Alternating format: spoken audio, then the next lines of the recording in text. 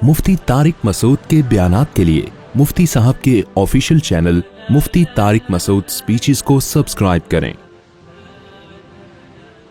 अल्हम्दुलिल्लाहि नहमदुहु व नस्तईनुहु व नस्तगफिरुहु व नु'मिनु बिही व नतवक्कलु अलैहि व नऊज़ु बिल्लाहि मिन शुरूरि अनफुसिना व मिन सय्यिआति अमालिना मन यहदिहिल्लाहु फला मुदिल्ल लहु व मन युद्लिल फला हादिय लहु व नशहदु अन ला इलाहा इल्लल्लाहु वहदहु ला शरीका लहु व नशहदु अन्ना मुहम्मदन अब्दुहु व रसूलुहु सल्लल्लाहु तआला अलैहि व अला आलिहि व अस्हाबिहि व बारक व सल्लम तस्लीमन कसीरन कसीरा अम्मा बाद फ़अऊज़ु बिल्लाहि मिनश शैतानिर रजीम बिस्मिल्लाहिर रहमानिर रहीम इन्नल इंसाना खुलिक़ हलूअन इज़ा मस्सहु शर्रु जज़ूअन व इज़ा मस्सहुल खैरु मनूआ इल्लल मुसल्लीन अल्लज़ीना हुम अला सलातिहिम दाइमून वल्लज़ीना फ़ी अमवालिहिम हक़्क़ुम मालूम लिस्साइलि वल महरूम वल्लज़ीना युसद्दिक़ून बियौमिद्दीन वल्लज़ीना हुम मिन अज़ाबि रब्बिहिम मुश्फ़िक़ून इन्न अज़ाब रब्बिहिम गैरु मअमून।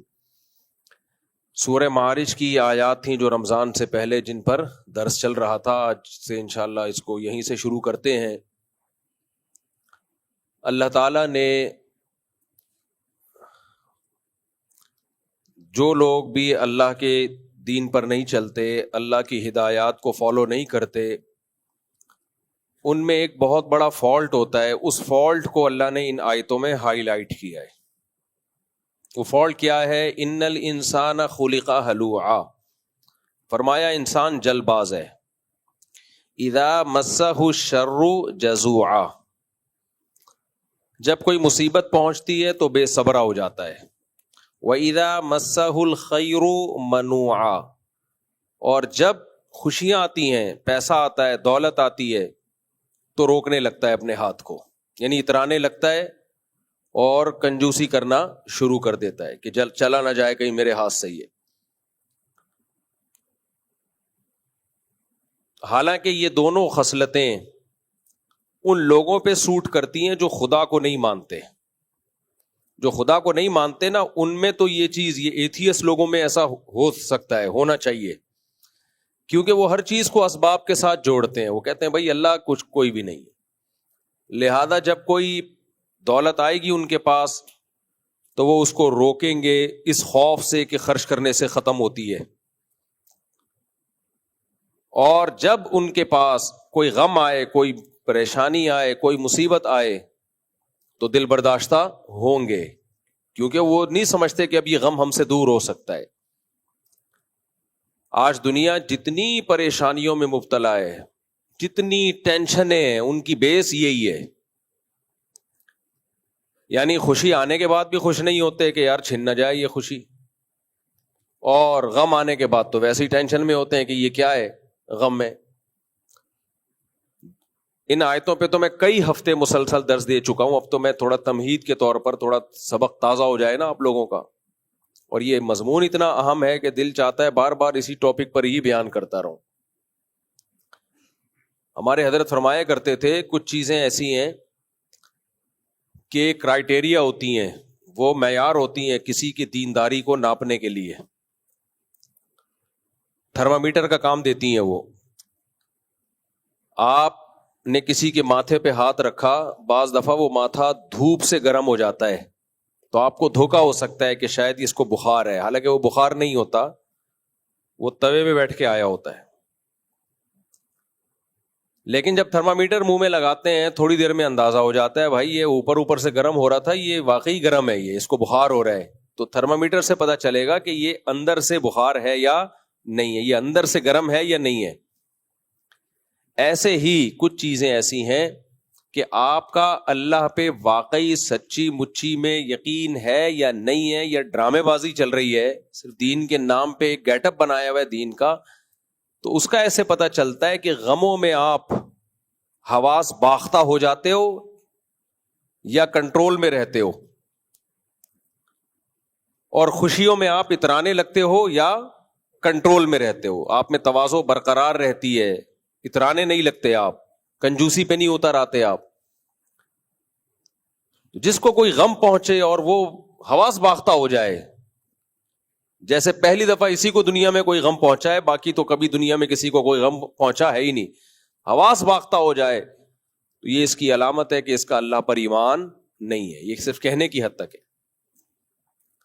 دیکھو اللہ تعالیٰ نے نا یہ جو تقدیر کا عقیدہ ہمیں بتایا ہے، ہمارے ایک بہت قریبی دوست ہیں جامعۃ الرشید میں، ان کے ایک بیٹے کا انتقال ہو گیا پرسوں، اور پانی میں بچے تیر رہے تھے تو ڈوب کے انتقال ہو گیا. اب اس کی ڈیٹیل میں نہیں جاتا کیا ہوا کیسے ہوا، بہرحال جو ہونا تھا وہ ہو گیا. 8-9 سال کا بچہ، آپ تصور کر لو کیا انسان کے رونگٹے کھڑے ہو جاتے ہیں کھیلتا. اور عید کے اگلے دن، عید پہ بچے نے تصویریں کھنچائی ہیں خوبصورت نماز پڑھتے ہوئے، جیسے 7-8 سال کے بچوں کی مائیں تصویریں لے رہی ہوتی ہیں نا عید پہ تیار کر کے. تو بچہ بھی ماشاءاللہ بڑا خوبصورت نماز پڑھتے ہوئے اور دعائیں مانگتے ہوئے، اس کی ماں نے تصویریں لی ہوئی ہیں، باپ نے لی ہوئی ہیں، اور اگلے دن یہ حادثہ ہو جاتا ہے، بچوں کے ساتھ کزنوں کے ساتھ کھیلتے ہوئے ڈوب کے انتقال ہو جاتا ہے. اور وہ انتقال بھی گورنمنٹ کی غفلت، کیونکہ وہاں قریب میں پانی کھڑا ہوا ہے. کئی دفعہ حکومت کو کمپلین بھی کی ہے احسن آباد میں، یہ پانی کھڑا ہوا ہے، اس میں بچے تیسری موت ہوئی ہے ایک بچے کی ہے، پہلے 2 بچے اس میں مر چکے ہیں. اور وہ پانی اتنا زیادہ ہے کہ وہ عوام کے بس کا نہیں ہے. لیکن حکومتیں آپ کو پتہ ہے کہاں ذمہ داریاں پوری کرتی ہیں. تو ہم ملنے کے لیے گئے، اتنا صبر اتنا صبر اتنا صبر. گھر والے ان کی والدہ سے ملے، بچے کی والدہ سے، ماں نے بھی صبر، باپ نے بھی صبر. کیا سوچ کے صبر؟ ما قدر اللہ، جو مقدر تھا ہو گیا. تو پھر مجھے میں گیا ہوں تعزیت کے لیے، تسلی دینے کے لیے، تو الٹا مجھے تسلیاں دے رہے ہیں، کہہ رہے ہیں بھائی دیکھو یہ بڑا ہو جاتا پتہ نہیں فرما بردار نکلتا یا نافرمان، جنتی ہوتا یا جہنمی، ہمیں کیا پتا. ابھی تو نابالغ بچہ ہے جس کے بارے میں کیا ہے بھائی، جنتی. مسلمان کے بچے کہاں جاتے ہیں؟ نابالغ بچے کا تو کوئی گناہ نہیں ہوتا نا. پھر کہنے لگے کہ ہمیں اس کی موت کا فوراً پتہ چل گیا، اگر گم ہو جاتا کتنے سال ہم روتے رہتے انتظار میں، گیا کہاں. اب کوئی عام آدمی بیٹھا ہو نا تو وہ ان کو بے وقوف کہنا شروع کر دے کہ یار دیکھو بچے کی موت ہوئی ہے اور کیسی الٹی باتیں کر رہے ہیں. اچھا پھر کہنے لگے تیسری بات ہی، اگر بیمار ہوتا ہمارا علاج پہ معلوم نہیں کتنا خرچہ ہو جاتا، طویل عرصے بیمار ہو کے موت واقع ہوتی تو ہم کتنا، ہماری جائیدادیں ختم ہو جاتی اور کتنا وقت صرف ہو جاتا. تو موت بھی اچانک واقع ہو گئی، اس بیماری کے ٹینشنوں سے بھی اللہ نے بچا لیا. اور بچہ ضائع تو ہوتا نہیں ہے مسلمان کا. حدیث میں کیا ہے بھائی، یہ بچے آخرت میں ذخیرہ ہیں. نبی صلی اللہ علیہ وسلم نے کیا دعا سکھائی ہے جنازے میں بچوں کے لیے، اللہم اجعلہ لنا اجرا وذخرا، اللہم اجعلہ لنا شافعا ومشفعا، کہ اللہ اس کو ہمارے لیے ذخیرہ آخرت بنا، اس کو ہمارا سفارشی بنا، اور اس کی سفارش ہمارے حق میں قبول بھی کر لینا. تو کہہ رہے ہمارے اعمال تو اس قابل پتہ نہیں ہے کہ نہیں ہم جنت میں چلے جائیں، تو ایک سفارشی بھی ہو گیا ہمارے لیے آخرت میں. میں یہ سوچ رہا تھا کہ اگر کوئی لبرل سیکولر آدمی بیٹھا ہو نا تو وہ کہے گا یہ پرلے درجے کے بے وقوف ہیں، یہ دیکھو کیسی باتیں کر رہے ہیں. باتیں تو ابھی یہ ہونی چاہیے کہ ہمیں یہ کرنا چاہیے تھا، ہمیں یہ کرنا چاہیے تھا، ہم نے یہ کیوں نہیں کیا، ہم نے یہ کیوں نہیں کیا. اور یہ باتیں کیا کر رہے ہیں، یعنی یہ گویا خوش ہو رہے ہیں کہ بالکل صحیح ہو گیا کہ مر گیا، اچھا ہی ہو گیا کہ مر گیا. حالانکہ ایسا نہیں ہے بھائی، چونکہ وہ عالم تھے، ان کو پتہ ہے کہ شریعت نے کس موقع پہ ہمیں کیا ہدایات دی ہیں. مرنے سے پہلے بچاؤ کی ساری تدبیریں اختیار کرو. اسی طرح کسی حادثے سے کوئی مر گیا، آئندہ کے لیے احتیاط کرو کہ بھائی دوبارہ کوئی ایسا حادثہ نہیں ہونا چاہیے. یہ سارے کام کرو. لیکن جو کام ہو گیا ہے اس میں اسلام کیا کہتا ہے؟ اس میں اسلام کہتا ہے جو ہو گیا تو نبی نے فرمایا کہ لو کا جو لفظ ہے، اگر یہ کر لیتا تو یوں ہوتا، اگر یوں کرتا تو یوں ہوتا. آپ نے فرمایا یہ اگر کا لفظ شیطان کا لفظ ہے. یہ لِيَجْعَلَ اللَّهُ ذَلِكَ حَسْرَةً فِي قُلُوبِهِمْ، اللہ نافرمانوں کو یہ سب کہنے کی توفیق دیتا ہے، اگر ہم یوں کر لیتے تو یوں ہو جاتا، یوں کر لیتے تو یوں. اللہ کہتے ہیں یہ اس لیے تاکہ ان کا غم اور زیادہ بڑھے. جو ہونا تھا وہ تو ہو گیا، یہ سوچ سوچ کے غمزدہ ہوتے رہے. قرآن کے الفاظ دیکھو کیا ہیں. قرآن کہتا ہے یا ایھا الذین آمنوا لا تکونوا کالذین کفروا وقالوا لاخوانهم اذا ضربوا في الارض او كانوا غزا لو كانوا عندنا ما ماتوا وما قتلوا. اے ایمان والو کافروں کی طرح باتیں نہ کیا کرو. کافر لوگ جب میدان جنگ میں نکلتے ہیں یا کہیں سفر میں نکلتے ہیں اور مر جاتے ہیں تو پیچھے لوگ کیا کہتے ہیں؟ کاش نہ نکلتا تو نہ مرتا، کاش یہ جنگ میں نہ جاتا تو قتل نہ ہوتا، کاش سفر میں نہ جاتا تو جہاز کریش نہ ہوتا، کاش ٹرین میں نہ جاتا ٹرین کا ایکسیڈنٹ نہ ہوتا، کاش بس میں نہ بیٹھتا بس کھائی میں نہیں گرتی، کاش ٹیکسی میں نہ بیٹھتا آگے ایکسیڈنٹ نہ ہوتا، کاش یہ ہوتا کاش یہ ہوتا. اللہ کہتے ہیں یہ باتیں کون کرتا ہے؟ بولو نا کیا ہو گیا؟ مسلمان کرتے ہیں نہ. اللہ کہتے ہیں کافر کرتے ہیں، ان کو کرنے دو. یہ باتیں کس پہ سوٹ کرتی ہیں؟ کافروں کو پشتو میں کہتے ہیں کافر کا بچہ. یہ کس پہ سوٹ کرتی ہیں باتیں؟ کافر کے بچے پہ. مسلمان پہ یہ بات سوٹ نہیں کرتی. مسلمان پہ کیا بات سوٹ کرتی ہے؟ قرآن کہتا ہے، مسلمان کہتا ہے واللہ یحیی و یمیت. بھائی موت زندگی کس کے ہاتھ میں ہے؟ اللہ کے ہاتھ میں. جب اللہ نے مارنا ہوتا ہے تو ٹرین کو بھی ٹکر دلوا دیتا ہے، کھائیوں میں بھی گرا دیتا ہے، بچے ڈوب بھی جاتے ہیں، کرنٹ بھی لگتے ہیں، سب کچھ ہوتا ہے. ہاں اس کا یہ مطلب نہیں کہ آئندہ بھی کروائیں آپ یہ سارے کام. احتیاط تو بہرحال شریعت نے حکم دیا، اتنی احتیاط کا حکم دیا. آپ نے حکم دیا کہ رات کو چراغ گل کر دو، چراغ بجھا کے سو. اس لیے کہ اس بات کا امکان ہے کہ چوہا وہ چراغ گرا نہ دے. رات کو چوہے نکلتے ہیں نا، گرا دے گا آگ لگے گی گھر میں. تو احتیاطیں تو بہت زیادہ حکم دیا. ایک صحابی بیٹھے ایسے کنکر، ہم کنکر پھینک رہے ہوتے ہیں مذاق میں، آپ نے فرمایا یہ کسی کی آنکھ پھوڑ سکتا ہے یہ کنکر، اس سے کوئی فائدہ نہیں ہے، ایسے لغو کام مت کرو. تو احتیاط کا تو بہت حکم دیا. لیکن جب کوئی کام ہو گیا تو قرآن کیا کہتا ہے؟ کافر کہے گا کہ یوں ہوتا تو یوں نہ ہوتا، یوں ہوتا تو یوں نہ ہوتا، اور روتا رہے گا کاش یہ کرتا کاش یہ کرتا. لیجعل اللہ ذلک حسرۃ فی قلوبہم.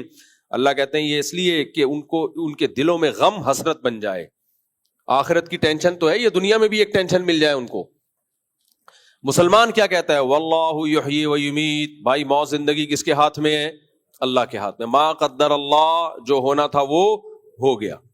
تو میں جب کل تعزیت کے لیے گیا نا ان کے پاس، تو وہ بتا رہے ہیں مجھے کہ بھائی دیکھو اگر زندہ رہتا پتہ نہیں نافرمان نکلتا، اور ہمارے اعمال پتہ نہیں اس قابل ہیں یا نہیں ہے، یہ ہمارے لیے آخرت میں ذخیرہ بن جائے. اور پھر موت بھی آنن فانن ہو گئی، زندہ رہتا بیمار ہوتا، بیماریوں پہ علاج پہ جائیدادیں لٹ جاتی، اس کے بعد موت واقع ہوتی، کتنی ٹینشن میں جاتے ہم، قرضے چڑھ جاتے وغیرہ وغیرہ. سارے اچھے پہلو نکال کے میرے سامنے رکھ دیے. کوئی اور بیٹھا ہوتا وہ سمجھتا کہ شاید ان کا مقصد یہ کہ بہت اچھا ہوا کہ یہ مر گیا، انہیں گویا کہ کوئی غم نہیں ہے. حالانکہ ایسا نہیں ہے. یہ کیسے ہو سکتا ہے ماں باپ کو اولاد کے بچھڑنے کا غم نہ ہو؟ لیکن علم کتنا فائدہ پہنچاتا ہے کہ بھائی شریعت کیا کہہ رہی ہے اس موقع پہ، کیا کہنے کا حکم دے رہی ہے. اچھے پہلو نکالو، برے پہلو مت نکالو. اگر آپ عقل استعمال کرو گے نا شریعت کے مقابلے میں تو سوچتے رہو بیٹھ کے. اللہ نے ہمارا مسئلہ حل کر دیا. دیکھو ہم عقل استعمال کرتے ہیں کہ نہیں کرتے؟ چاہیے کہ نہیں عقل استعمال؟ بولو نا. بے عقلی کی باتیں مسلمان کرے گا کبھی؟ شریعت نے ہمیں عقل استعمال کرنے کا حکم دیا کہ نہیں دیا؟ کیا مجھے تو لگ رہا ہے کہ شاید دیا ہے نا. لیکن اسلام نے یہ کہہ دیا کہ خدا کے مقابلے میں عقل استعمال مت کرو. ہمارے لیے مسئلہ کیا ہو گیا؟ آسان. اب اگر ہم بیٹھ کے سوچتے رہیں کہ بھائی نہیں یار یہ تو عجیب سی بات ہو گئی، اصل تو یہی ہے کہ ڈوبا کیوں، گیا کیوں، یہ کیوں ایسا کیوں، فلانا کیوں، ڈمکانا کیوں، عقل تو یہ ایتھیسٹ کی تو عقل یہی کہتی ہے نا. لیکن بھائی جب ہمیں قرآن و سنت نے کہہ دیا، اللہ نے کہہ دیا کہ اب تم نے یہ سوچنا ہے. نماز ایک عمل ہے نا، ہم پڑھتے ہیں، کس نے حکم دیا؟ اللہ نے. تو اب یہاں عقل استعمال کرنا جائز ہے کہ میں نہیں پڑھوں گا، ایکچولی اس سے ٹائم معاذ اللہ ضائع ہوتا ہے، یہ ہوتا ہے وہ ہوتا ہے؟ نہ بھائی اللہ نے کہہ دیا فرض ہے. رمضان کے ابھی ہم نے چند دن پہلے روزے رکھے، ایک مہینہ. یہ ڈاکٹروں کے کہنے پہ رکھے ہیں، اللہ کے کہنے پہ رکھے ہیں؟ اللہ کے کہنے پہ رکھے ہیں. تو اللہ نے کہا کر رکھو، اب ہمارے پاس آپشن ہی نہیں ہے نہیں رکھنے کا. تو اسی طرح اللہ نے غم میں ہمیں کہہ دیا کہ کیا سوچنا ہے اور کیا نہیں سوچنا. تو اب ہمارے پاس آپشن ختم ہو گیا, ٹھیک ہے نا.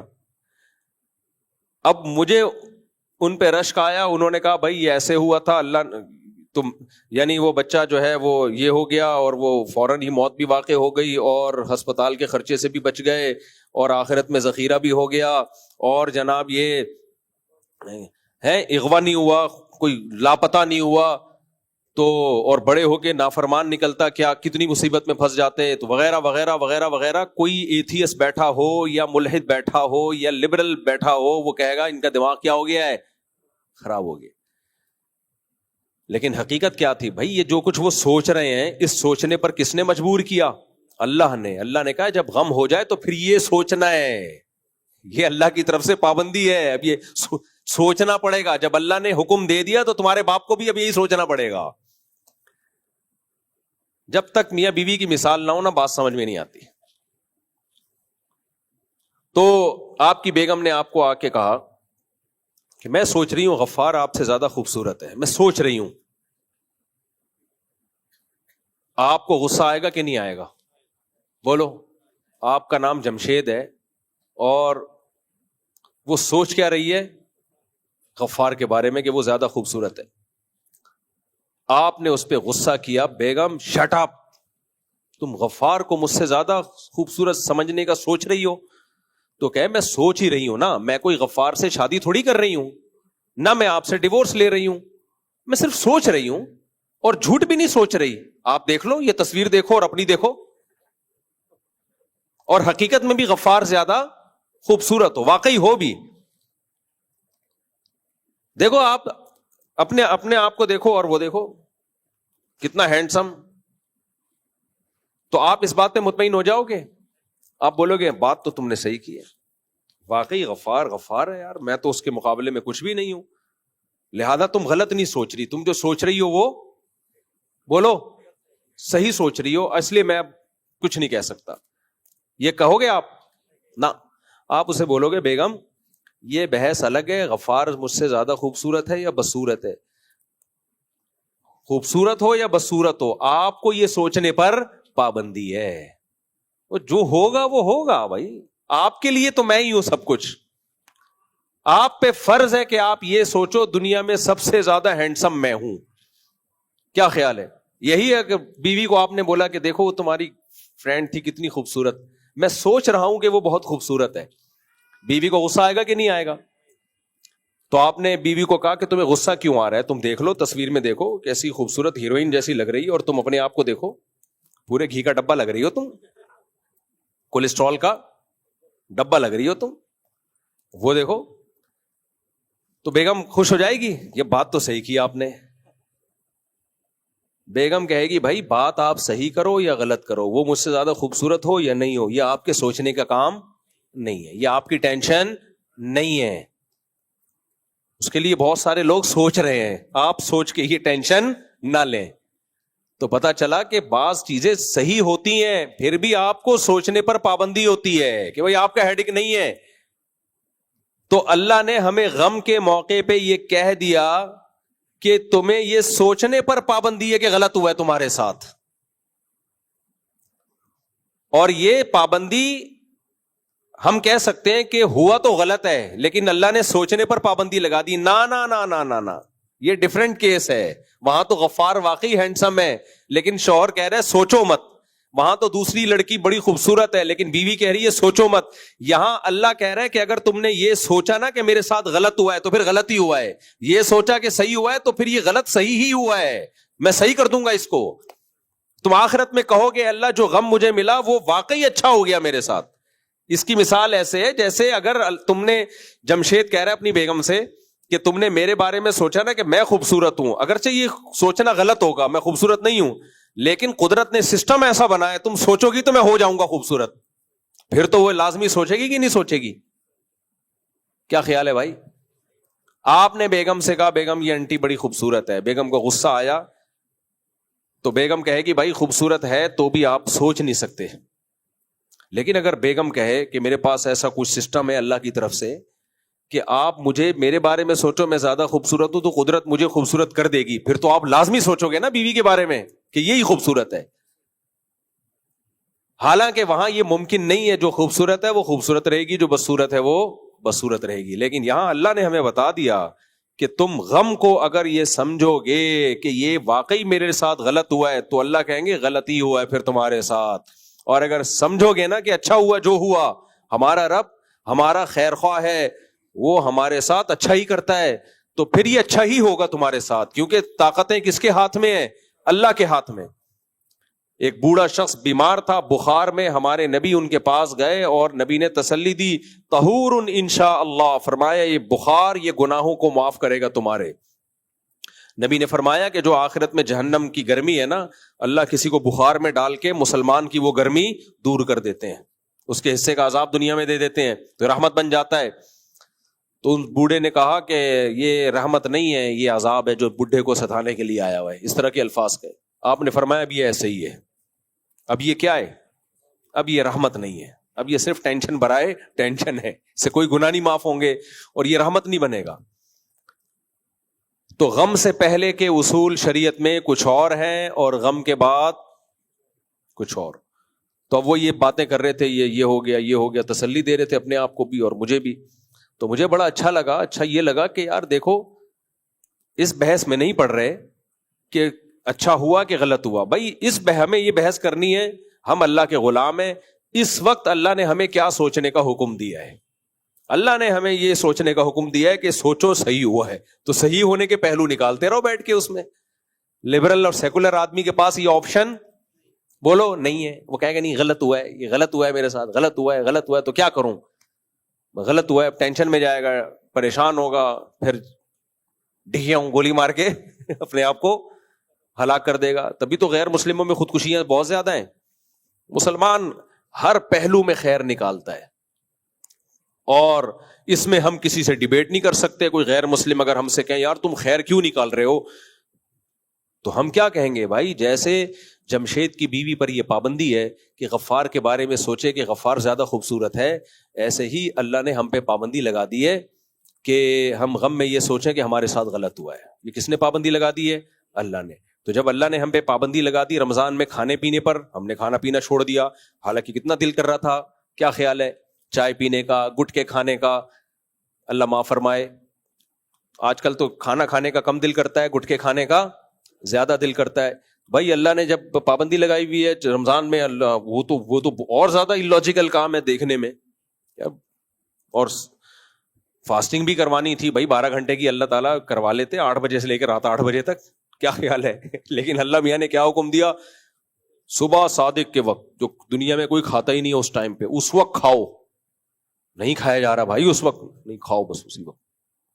صبح صادق ہو گئی، کھانا پینا ناجائز. تو جب ہم نے یہ کام اللہ کے کہنے پہ کر لیا، نماز پڑھ لی اللہ کے کہنے پر، تو جب اللہ کہہ رہا ہے کہ اب کوئی مصیبت پہنچی ہے تو سوچو کہ بالکل ٹھیک ہوا ہے، بالکل ٹھیک ہوا ہے. ہاں اللہ کی ایک رحمت یہ ہے کہ اگر ہم یہ سوچیں بالکل ٹھیک ہوا ہے تو پھر رو تو سکتے ہی نہیں ہے.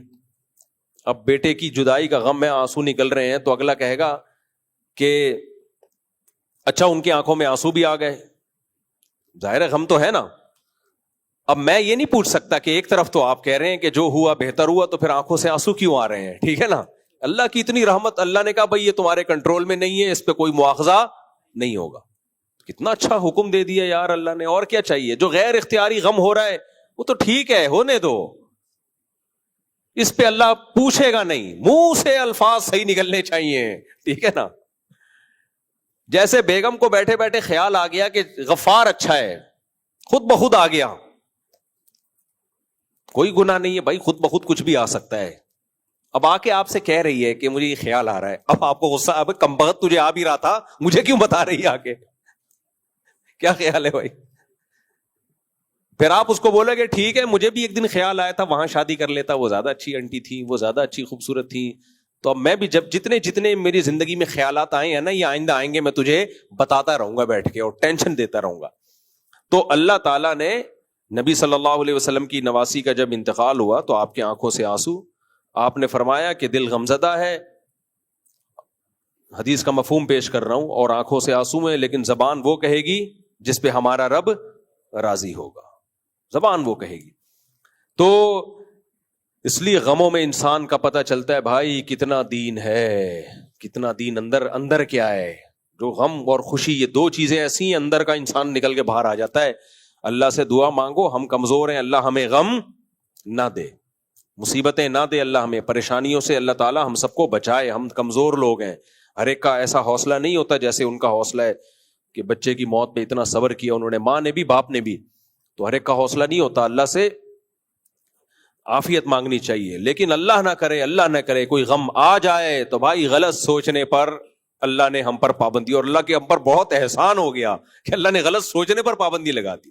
اللہ نے کہا تم صحیح سوچو گے، بالکل صحیح ہوا ہے، ٹھیک ہے نا، اسی میں خیر ہے، اسی میں خیر ہے تمہاری. تو یہ جو اللہ کو مانتے ہیں ان کے لیے مسئلہ آسان ہو گیا. کہیں گے بھائی اللہ نے حکم دیا، اب اللہ کے حکم کے آگے تو ہم کچھ کر نہیں سکتے. جیسے یعقوب علیہ السلام کا بیٹا گم گیا تو وہ کیا کہتے رہے آخر تک؟ اعلم من اللہ ما لا تعلمون. تو یہ ایک دینداری کا نا بہت بڑا معیار ہے. تو اس لیے میرے بھائی اللہ چاہتے ہیں غم صرف ایک ہی ہو، کون سا؟ آخرت. اس کے علاوہ غم فری زندگی ہونی چاہیے انسان کی، جو ہوتی نہیں ہے، کچھ نہ کچھ پریشانی آتی ہیں، صبر کرنا ہے، لیکن جو پالنا ہے نا غم، وہ اللہ نے ان آیتوں میں بیان کر دیا. فرمایا کہ یہ لوگ کیا ہیں؟ ان الانسان خلق هلوعا اذا مسه الشر جزوعا واذا مسه الخير منوعا الا المصلين الذين هم على صلاتهم دائمون والذين هم لفروجهم سے پہلے والی آیت میں کیا تھا کہ والذين هم من عذاب ربهم مشفقون، کہ یہ ڈرتے صرف ایک چیز سے ہیں، وہ آخرت کے عذاب سے. نبی صلی اللہ علیہ وسلم نے فرمایا جس نے ایک فکر بنا لی نا کہ میرا اصل ہدف کیا ہے؟ آخرت، اصل ہدف وہ ہے، تو آپ صلی اللہ علیہ وسلم نے فرمایا اللہ اس کی ساری فکروں کو سمیٹ دے گا. اور جس نے ایک آخرت کی فکر کو فکر نہیں بنایا اس کی فکریں بکھیر دے گا اللہ تعالیٰ. اتنی ٹینشنیں ہوں گی نا اس کے اوپر، اتنی پریشانیاں، اتنی ٹینشنیں، اسے پتہ ہی نہیں چلے گا کہ میرا اصل کامیابی کہتے کس کو ہے، اس کو یہی نہیں پتا چلے گا.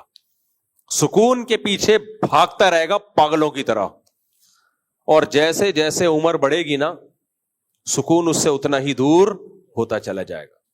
دیکھو دنیا پرس آدمی جس نے آخرت کو ہدف نہ بنایا ہو، اس کی نظر میں کامیابی کی ڈیفینیشن کیا ہے؟ مال مل جائے اور شہرت اور عزت. کیا خیال ہے؟ یہ تین چیزیں مل جائیں، یہی ہے نا؟ اور ان تینوں چیزوں سے مقصد کیا ہے؟ سکون ہوگا. اس کو لذت ان تین چیزوں میں ہوتی ہے. مال سے کیا ہوگا؟ عیاشی کرے گا.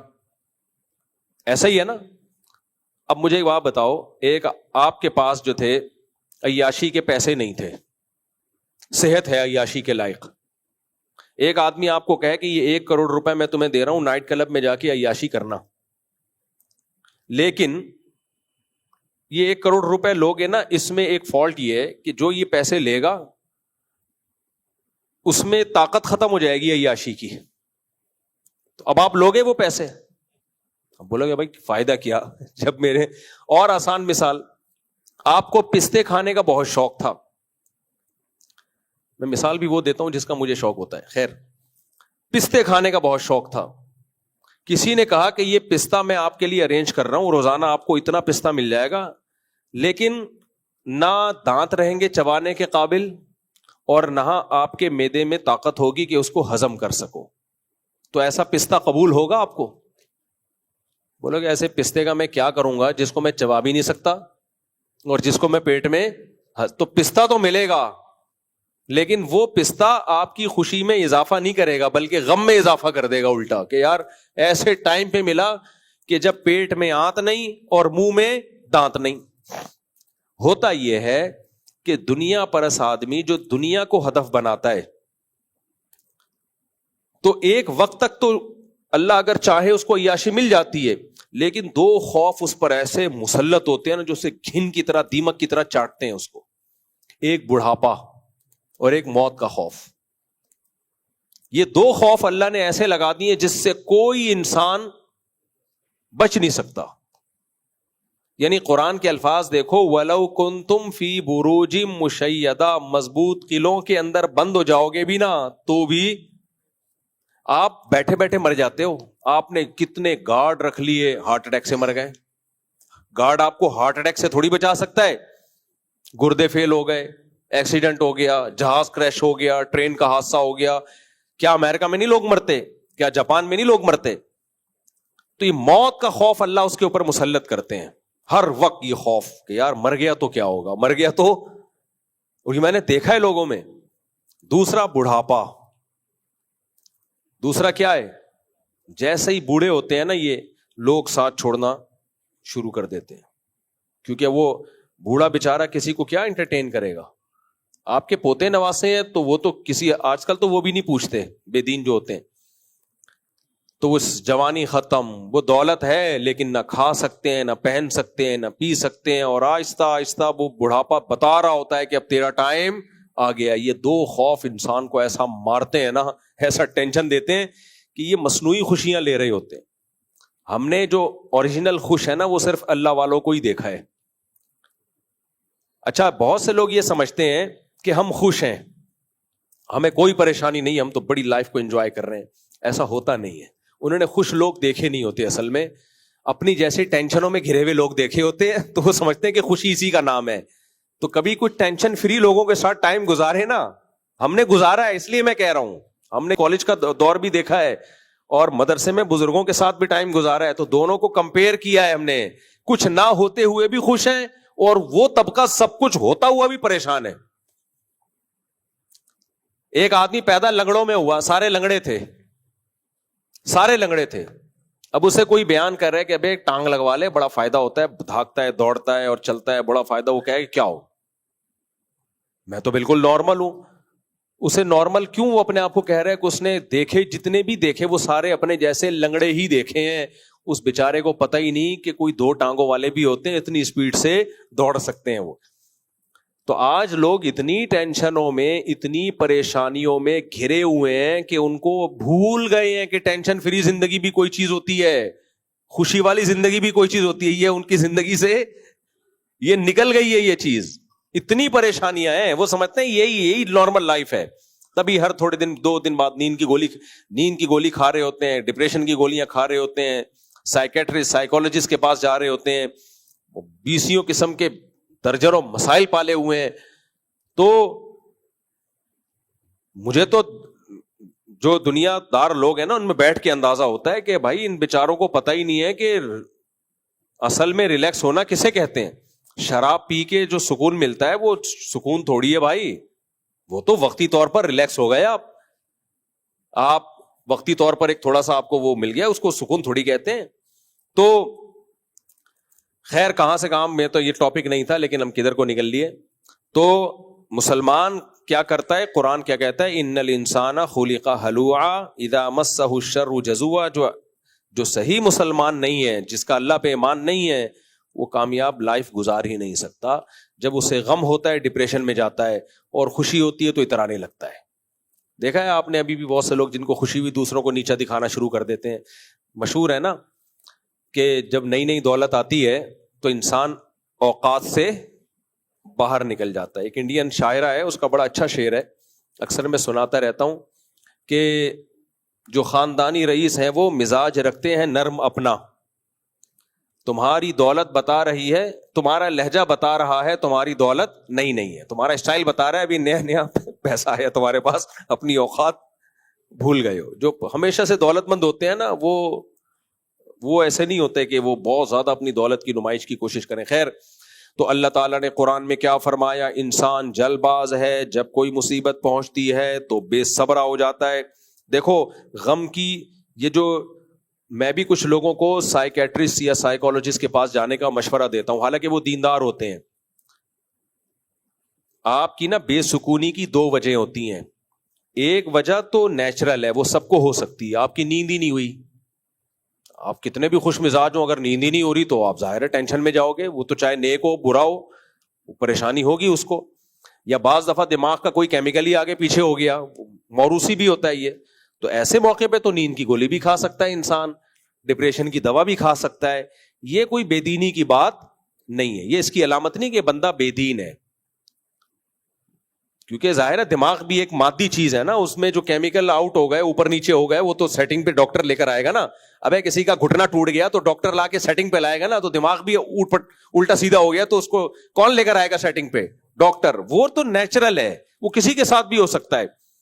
آپ مسلسل سفر کی وجہ سے تھکاوٹ ہے, آپ کی نیند نہیں ہو رہی, تو نیند کی گولی کھا لینے میں کوئی حرج نہیں ہو, تو ڈاکٹر کا ٹاپک ہے, ڈاکٹر بتائے گا. لیکن میں جنرلی ایک بات کر رہا ہوں, آج کل جو سائیکیٹرسٹ یا سائیکولوجسٹ کے پاس لوگ جا رہے ہیں نا, جن ٹینشنوں کی وجہ سے, وہ بے دینی کی وجہ سے ہیں. نیند کی گولیاں جو کھا رہے ہیں ان کا اصل علاج دین ہے.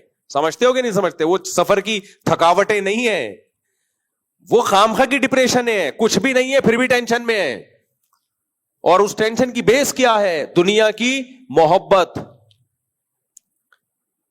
غم میں یہ سوچتا نہیں ہے کہ یہ اللہ نے دیا ہے. بھائی اللہ کو مجھ پہ طاقت ہے, انا للہ و انا الیہ راجعون, ہم اللہ کے لیے اور ہم نے لوٹ کر کس کی طرف جانا ہے؟ اللہ کی طرف. جن چیزوں پہ غم ہونا چاہیے ان پہ تو ہو نہیں رہا. بھائی غم تو ہونا چاہیے گناہ پہ. آپ سے کوئی, آپ آخرت میں کیا جواب دو گے؟ دیکھو جب طلبہ کے پیپر ہوتے ہیں, انہیں سب سے بڑا غم کس بات کا ہوتا ہے؟ پیپر میں کامیاب ہو جائے. کیسے بیٹھے ہوتے ہیں نا پڑھنے والے. ہمیں یاد ہے امتحان جب آنے والے ہوتے تھے, کتنی دماغ پہ کھچاؤ ہوتا تھا کہ یار کب ہماری ان امتحانات سے جان چھوٹے گی. کتنا دماغ پہ ایک اسٹریس ہوتی ہے, کھچاؤ ہوتا ہے. تو اس سے بڑا امتحان کب آنے والا ہے؟ آخرت میں. اس کا تو کھچاؤ ہے ہی نہیں, کچھ بھی نہیں ہے, یعنی ٹینشن ہی نہیں ہے اس کی ذرا سی بھی. یہ بہت ڈینجرس چیز ہے بھائی. جو آپ میرے اور آپ کے سامنے اتنا بڑا امتحان کا دن کھڑا ہوا ہے, اس کے بارے میں کبھی سوچتے ہی نہیں ہے. تو اللہ نے کہا کہ جو اس آخرت کا نہیں سوچے گا نا, اس کو دنیا کی ٹینشنوں میں ڈالوں گا, پھر میں 20 ٹینشنوں میں ڈالوں گا میں. اس لیے نبی نے فرمایا اپنی ٹینشن کو سمیٹ کے کہاں لے آؤ؟ آخرت میں. تبھی نبی صلی اللہ علیہ وسلم نے دعا بھی سکھائی. آپ نے فرمایا وَلَا تَجْعَلْ مُصِيبَتَنَا فِي دِينِنَا وَلَا تَجْعَلِ الدُّنْيَا أَكْبَرَ هَمِّنَا. اے اللہ اگر کوئی مصیبت ہمارے مقدر میں لکھی ہوئی بھی ہے تو ہمارے دین کو بچا لینا اس سے. اس مصیبت سے ہماری دنیا کا نقصان ہو جائے, دین کا نقصان نہ ہو. بعض مصیبتیں ایسی ہوتی ہیں آدمی دین سے ہی جاتا ہے, اس سے دین کا نقصان نہ ہو. اور وَلَا تَجْعَلِ الدُّنْيَا أَكْبَرَ هَمِّنَا, یہ بہت اہم دعا ہے. یہ دعا مانگا کریں, خود اس دعا سے ہی دل کی کافی اصلاح ہو جائے گی. ہمارے نبی نے جو ہمیں دعائیں سکھائی ہیں نا, وہ دعائیں مانگنے سے بھی کافی دل ٹھیک ہو جاتا ہے انسان کا. مناجات مقبولہ کے نام سے دعاؤں کی ایک کتاب ہے, انٹرنیٹ پہ بھی مل جائے گی, ڈاؤن لوڈ کر سکتے ہیں آپ, PDF فارم میں مل جائے گی.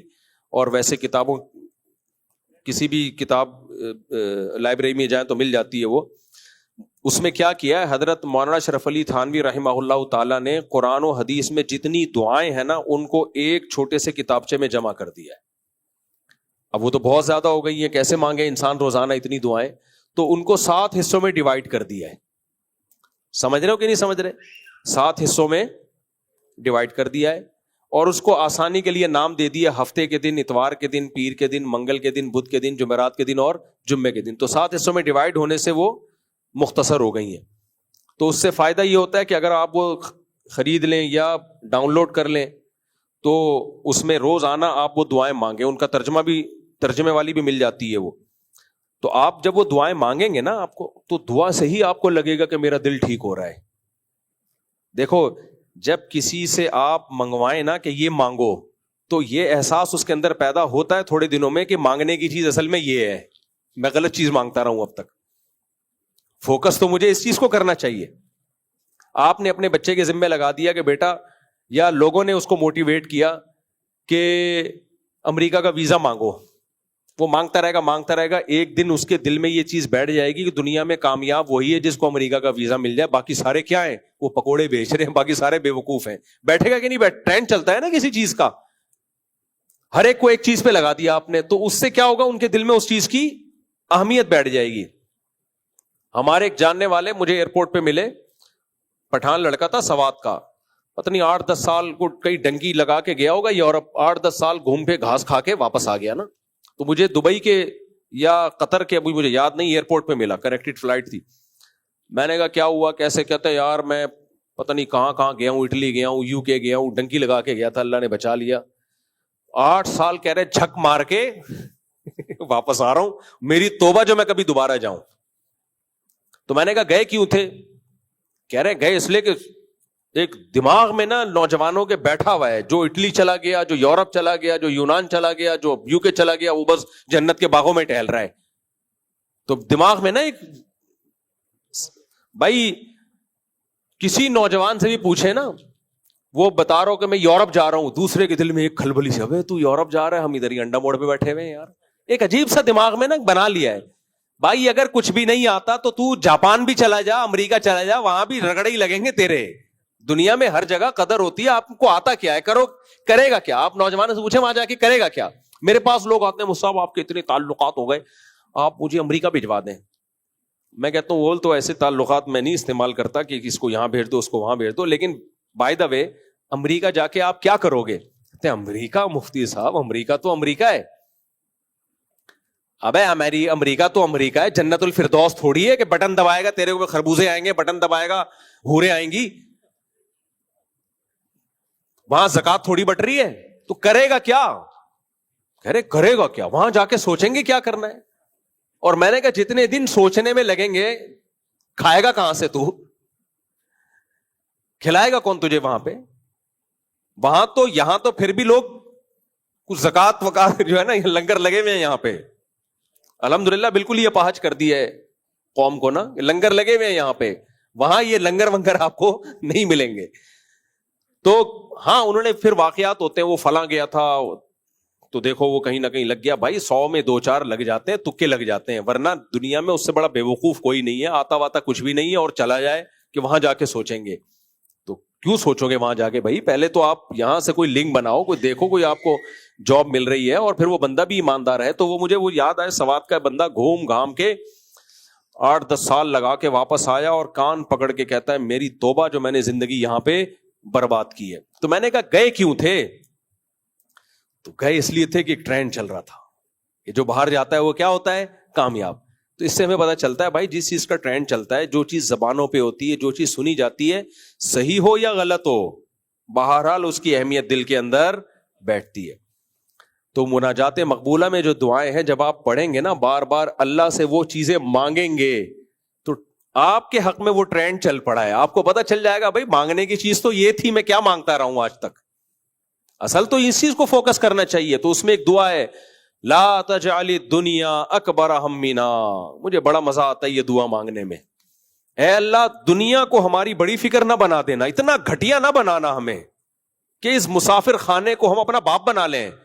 میں تو اس لیے دعا مانگتا ہوں کہ ہم تو دنیا آپ سے زیادہ دیکھ رہے ہیں نا, تو میرے بگڑنے کے چانسز آپ سے بولو بہت زیادہ ہیں. زیادہ نہیں ہے بگڑنے کا آپشن, چانسز تو خطرناک لفظ ہے, اللہ بچائے.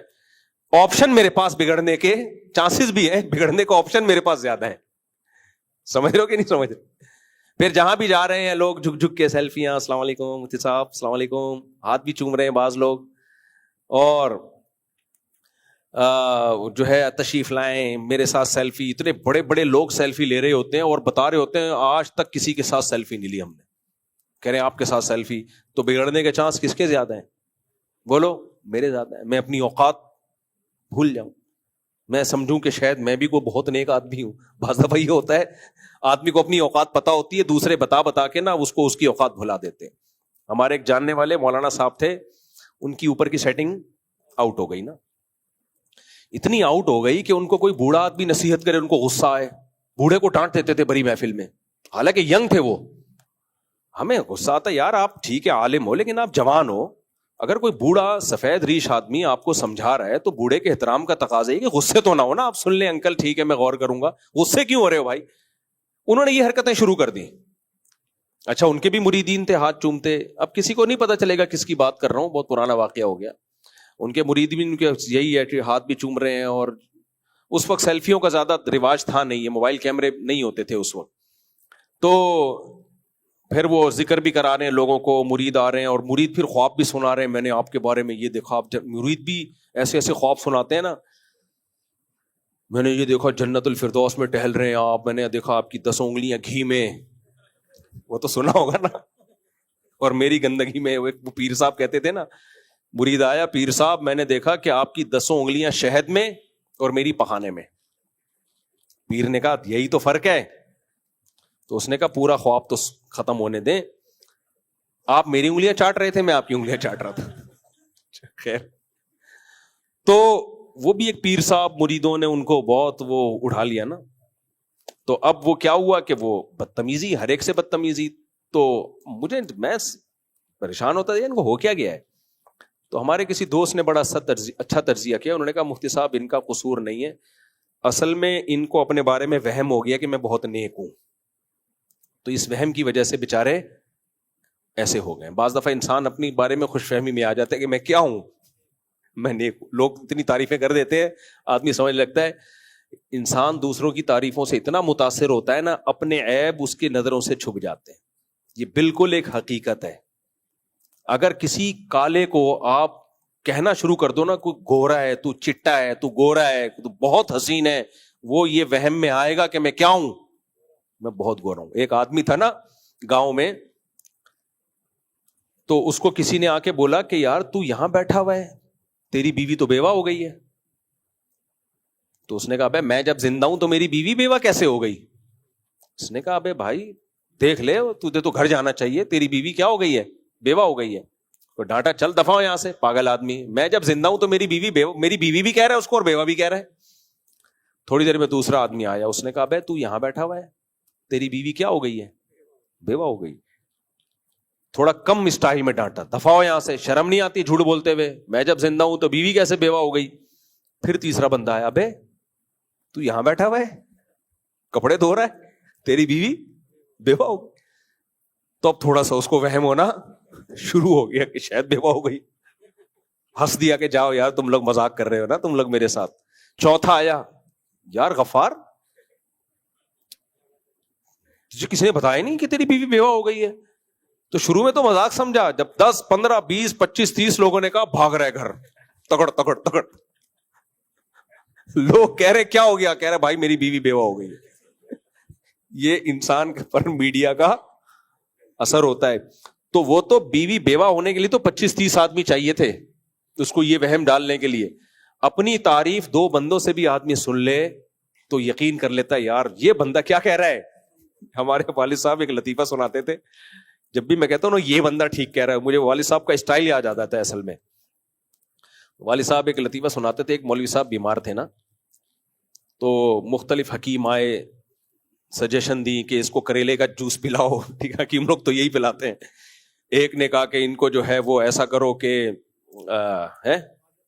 فلانی معجون کھلا دو, فلانی معجون کھلا دو. وہ مولوی صاحب آنکھیں بند کر کے پڑے ہوئے ہیں نا, جیسے بالکل بے ہوش, آنکھ ہی نہیں کھل رہی. ایک نے کہا ان کو دودھ جلیبی کھلاؤ, مولوی صاحب کی ایک دم آنکھ کھلی. ایک نے کہا ان کو کیا پلاؤ, دودھ جلیبی, ایک دم مولوی صاحب حرکت میں آئے نا. اچھا وہ کہہ کے خاموش ہو گیا. پھر دوسرے نے کہا ان کو فلانے کا جوس پلاؤ, فلانے کا جوس پلاؤ. تو مولوی صاحب کا خیال تھا لوگ اس کی بات کو خود ہی ویلیو دیں گے, دودھ جلیبی والی کی بات کو, تو وہ لوگ ویلیو دے نہیں رہے. تو پھر مولوی صاحب نے پوری آنکھیں کھولی, بولے بھائی اس کے بھی تو سنو کیا کہہ رہے, اس کی بھی تو سنو کیا کہہ رہی. تو انسان کے فیور میں جو چیز جاتی ہے نا, وہ چیز انسان کو بہت اچھی طرح سنائی بھی دیتی ہے, اس کا مطلب بھی سمجھ میں آتا ہے, بھلے وہ انگلش میں ہو پھر بھی سمجھ میں آئے گی, وہ پشتو میں ہو, پنجابی میں ہو, پھر بھی.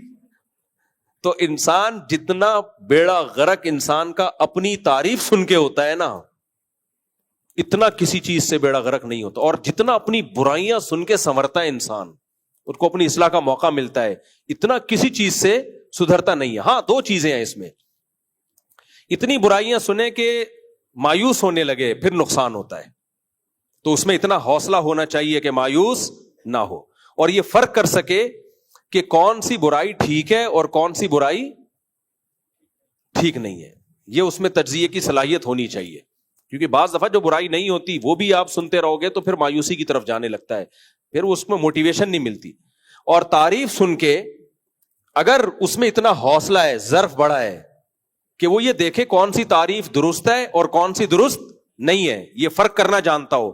نمبر 2, وہ تعریف سن کے چوڑے میں نہ آ جائے, بلکہ وہ یہ سمجھے بھائی یہ گاڈ گفٹڈ ہے, اس میں میرا کمال نہیں ہے, یہ بھیک میں ملی ہے مجھے خدا کی طرف سے, تو اس میں نے اور تواضع کرنی ہے اور اللہ کا شکر ادا کرنا ہے اور زیادہ متواضع بننا ہے. جب ایک نعمت اللہ نے مجھے دی ہے, دیکھو ہمارے نبی صلی اللہ علیہ وسلم کی اگلی پچھلی سب خطائیں اللہ نے معاف کر دی اور قرآن میں نازل بھی کر دیا. ہمیں اگر کوئی آ کے کہے کہ آپ کی اگلی پچھلی ساری خطائیں معاف اور آپ کنفرم جنتی ہو, تو میرا خیال ہے ہم سے بڑا بدماش پھر دنیا میں کوئی نہیں ہوگا. پھر ہم سب کچھ کریں گے 27ویں میں آ کے بخشوائیں گے اپنے آپ کو, ٹھیک ہے نا, سب کچھ کریں گے. لیکن سید الانبیاء صلی اللہ علیہ وسلم کو خوشخبری سنائی گئی, لیغفر لک اللہ ما تقدم من ذنبک وما تأخر. اس کے بعد آپ کی تہجد میں اور اضافہ ہو گیا. آپ نے اتنی لمبی لمبی تہجد پڑھی آپ کے پاؤں میں ورم آ جاتے تھے. سیدہ عائشہ فرماتی ہیں میں نے کہا کہ آپ اتنی عبادت کیوں کرتے ہیں, آپ کی تو اللہ نے سب بخش دیا ہے.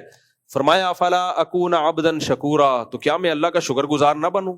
اس کے تواضع کا تقاضا ہے کہ میرا رب اتنا مہربان ہے تو مجھے تو اور اس کی عبادت کرنی چاہیے.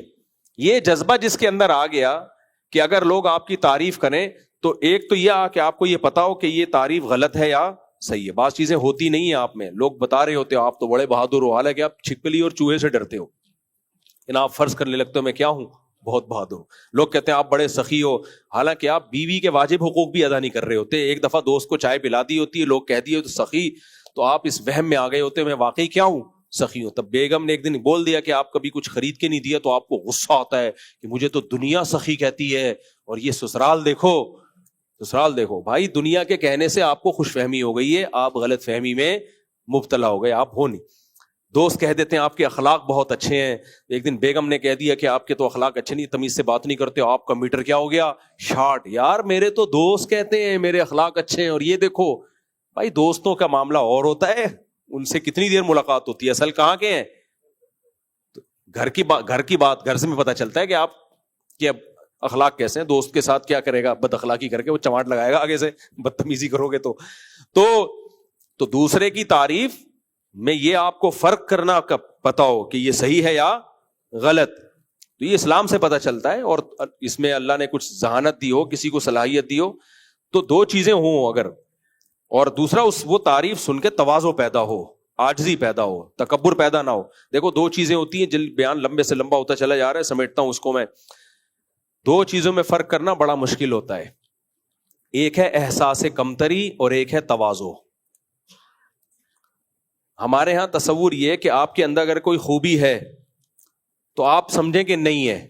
نا نا نا نا, اگر آپ کے اندر کوئی خوبی ہے اور آپ کو یہ وہم ہو گیا کہ نہیں ہے تو یہ احساس کمتری ہے, آپ دنیا میں کچھ بھی نہیں کر سکتے. جب آپ کو اپنی صلاحیتوں کا ہی نہیں پتا ہے. مثال کے طور پر دیکھو ایک 10 کلو کا آٹا رکھا ہوا ہے, آپ نے یہاں سے اٹھا کے یہاں رکھنا ہے اور اس کے آپ کو 50 روپے ملیں گے. آپ کو کسی نے وہم ڈال دیا کہ آپ کمزور ہو, آپ 10 کلو کا آٹا نہیں اٹھا سکتے, تو آپ انسانیت کی خدمت سے بھی گئے اور جو 50-100 روپے آپ کو ملنے تھے اس سے بھی آپ گئے, آپ ناکام آدمی ہو. آپ کو پتا ہونا چاہیے کہ 10 کلو کا آٹا ہے تو میں تو 20 کلو اٹھا سکتا ہوں, آپ ٹھک کر کے اٹھا کے رکھ دو گے. تو آپ کے اندر اگر کوئی صلاحیت ہے, اس صلاحیت کو نہ ماننا یہ تواضع نہیں ہے, یہ ناشکری ہے, یہ احساس کمتری ہے. آج تواضع اس کو سمجھا جاتا ہے کہ میں خاکسار, میں کیا بولوں میں مثال میں, ایک مثال آ رہی ہے ذہن. ایک آدمی سے کسی نے پوچھا کہ تمہارا نام کیا ہے, اس نے کہا کلب حسین, یعنی حسین کا کتا. بڑا تواضع والا نام تھا. اب اس سے پوچھا تمہارا نام کیا ہے, اس نے بولا یار اب حسین کا کتا سے زیادہ کیا تواضع ہوگی. تو اس نے کہا خنزیر اللہ, اللہ کا کتے سے بھی بدتر کیا بنا دیا اپنے آپ کو, خنزیر. تو یہ تواضع کا پروگرام چل رہا ہے, یہ تواضع نہیں ہے میرے بھائی. تبھی ہمارے حضرت مفتی رشید احمد صاحب رحمہ اللہ تعالی اس بات کو ناپسند کرتے تھے کہ لوگ اپنے نام کے ساتھ احقر لکھیں. احقر کا مطلب ہے سب سے زیادہ حقیر. بعض بزرگوں میں یہ تواضع کا طریقہ رہا ہے, اپنے آپ کو کیا لکھتے ہیں, سب سے زیادہ حقیر. حضرت فرماتے تھے نہیں, اللہ نے انسان کو اشرف بنایا ہے, سب سے زیادہ عزت والا. تو احقر اپنے حضرت نہیں لکھتے تھے, بندہ لکھتے تھے. جو لکھتے ہیں ان پہ کوئی اعتراض نہیں ہے, ہر ایک کا اپنا ایک ذوق ہوتا ہے. تو بندہ لکھتے تھے, بندہ رشید احمد, ایسے. احقر نہیں لکھتے تھے. کہ میں کیوں اپنے آپ کو حقیر کیوں کہوں بھائی, میں اللہ نے ہمیں حقیر تھوڑی بنایا ہے, اللہ نے ہمیں انسان بنایا ہے. انسان اس کائنات میں سب سے زیادہ معزز ہے. تو اپنی صلاحیتوں کا اعتراف کرنا یہ تکبر نہیں ہے, بلکہ یہ تو شکر کا تقاضا ہے کہ جو نعمت اللہ نے آپ کو دی ہے اس نعمت کی آپ قدر کریں. میں آپ کو بتاؤں, ہمارے ساتھ اسکول میں, ٹیچر کی کبھی برائی نہیں کرنی چاہیے, لیکن اسکول میں ہمارے ساتھ ایسا ہوا کہ اگر اس وقت کچھ ٹیچر ہماری حوصلہ افزائی کرتے تو بہت زیادہ فائدہ ہو جاتا ہمیں. بعض دفعہ بچے میں ذہانت ہوتی ہے, کوئی بتانے والا نہیں ہوتا, کوئی موٹیویٹ کرنے والا نہیں ہوتا, اس کے اندر صلاحیت ہوتی ہے, وہ سمجھتا ہے, اس کو وہم ہو جاتا ہے کہ میں کسی کام کا نہیں ہوں. گھر میں ایسے صلواتیں نہیں سن رہی تھی بچوں کو, تو کسی کام کا نہیں ہے, تو مائیں بھی ایسے تانے دے دے کے نا اس کے دماغ میں یہ سافٹ ویئر ڈال دیتی ہیں کہ دنیا کا سب سے ناکام انسان کون ہے, میں ہوں, اور میں دنیا میں پٹنے کے لیے اور تانے سننے کے لیے پیدا ہوا ہوں. تو اب وہ کچھ بھی نہیں کر سکتا, اس کی ساری صلاحیتیں برباد. تو اس لیے اگر کسی کوئی اپنی تعریف سنے اور اس کے اندر وہ چیز ہو تو وہ ٹھیک ہے, مان لینا چاہیے, لیکن اس میں اترانا نہیں. بھائی یہ کس نے دی ہے, یہ بھیک دی ہے, کس کی طرف سے ملی ہے, اللہ کی طرف سے. تو اللہ اس نعمت کو صحیح استعمال کرنے کی توفیق دے. بعض لوگوں کو آپ نے دیکھا ہوگا وہ کیا کرتے ہیں, جب ان کے سامنے ان کی تعریف کی جائے نا کسی چیز کی, کہتے ہیں ارے نہیں ہمارا, ہم تو نہیں, حالانکہ اندر اندر سے لڈو پھوٹ رہے ہوتے ہیں ان کے دل میں, لڈو پھوٹ رہے ہوتے ہیں کہ تھوڑا اور بول یار, میں نہیں بولوں گا, لیکن تو نے کیا بولنا ہے, ہاں. جیسے ایک کمزور آدمی کی لڑائی ہو گئی نا کسی سے, تو لوگوں نے اس کو پکڑ لیا, تو یہ کہتا ہے چھوڑو مجھے, آہستہ سے کہہ رہے چھوڑنا نہیں, مارے گا بہت, دونوں کو پکڑ کے رکھو. تو جب کوئی منہ پہ تعریف کر رہا ہو اور آپ کہنے نہیں, تو یہ ڈرامے بازی ہے. ہاں اگر وہ تعریف نہیں ہے تو آپ بتا دو بھائی ایسا نہیں ہے, اور اگر واقعی 100% ہے بولو بھائی دعا کرو اللہ شکر کی توفیق دے. تو احساس کمتری بھی نہیں پیدا کرنا اور تکبر بھی نہیں ہونا چاہیے. تو بھیک میں ملی ہے. تو میں جلدی سے بات کو سمیٹ کے ختم کرتا ہوں جہاں سے بات میں نے لے کے شروع کی تھی, کہ انسان کو دھوکا ہوتا ہے جب کوئی آپ کی تعریف کرتا ہے تو جو چیز آپ میں نہیں ہوتی آپ سمجھنے لگتے ہو کہ شاید یہ مجھ میں ہے. سب سے زیادہ دھوکا اس چیز سے ہوتا ہے انسان کو. تو اس میں پھر انسان اپنی اوقات بولو بھول جاتا ہے, تو ایسے میں بگڑنے کے چانسز زیادہ ہوتے ہیں. تو جو مشہور لوگ ہوتے ہیں ان کے بگڑنے کے چانسز اس لیے ہوتے ہیں ان کے ہاتھ چومنے والے بہت, ان کے ساتھ سیلفیاں لینے والے بہت. تو میرے ساتھ جب کہ سیلفیاں لے رہے ہوتے ہیں نا بڑے بڑے لوگ آ کے اور ہاتھ چوم رہے ہیں, ہاں حضرت, تو میں اپنے بارے میں سوچتا ہوں بیٹا اپنی اوقات نہ بھول جانا, صحیح ہے نا, اوقات بولو نہ بھول جانا. تو اس میں پھر یہ دعا مانگتے ہوئے مجھے بڑا مزہ آتا ہے, یہ دعا مانگتے, کیونکہ جس چیز کی انسان کو ضرورت محسوس ہو وہ مانگنے میں مزہ آتا ہے کہ نہیں آتا. تو انسان کی جو چاہت ہوتی ہے نا وہ دعا مانگنے میں اس کو بہت مزہ آتا ہے.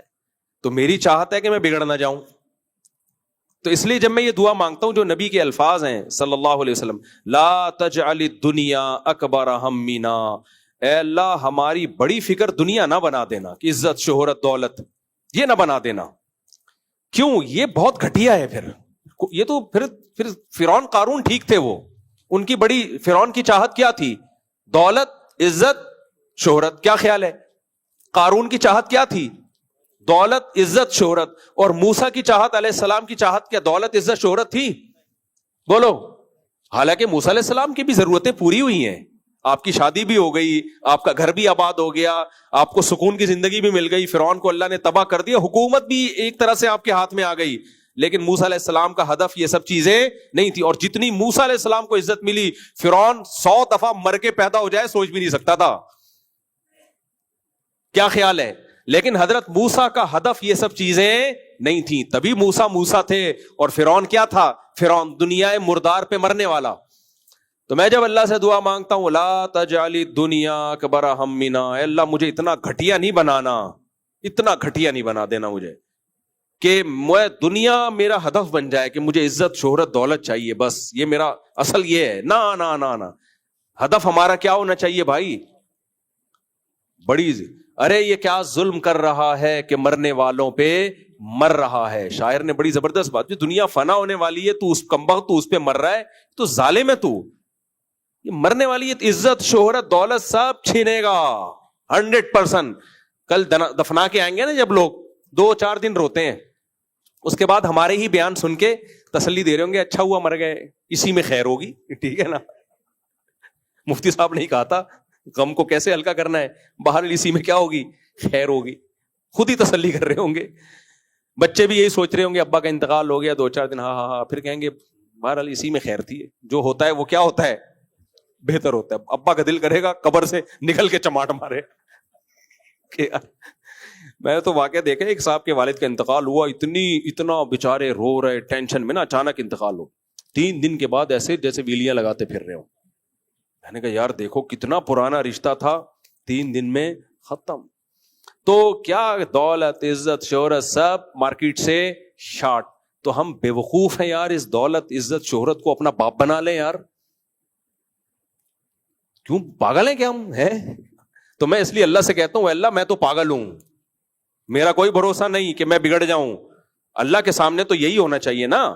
تو اے اللہ تو ہماری حفاظت کر, ہمیں بگڑنے مت دینا. لا تجعل الدنیا اکبر ہمنا, اللہ ایسا گھٹیا ہمیں نہیں بنانا کہ ہم جناب اس دنیا کو اپنا باپ بنا لیں اور ہمیں یہی چاہیے, اصل ہمارا یہی ہدف ہو. نا نا نا نا نا, یہ اس سے ہمیں بچانا.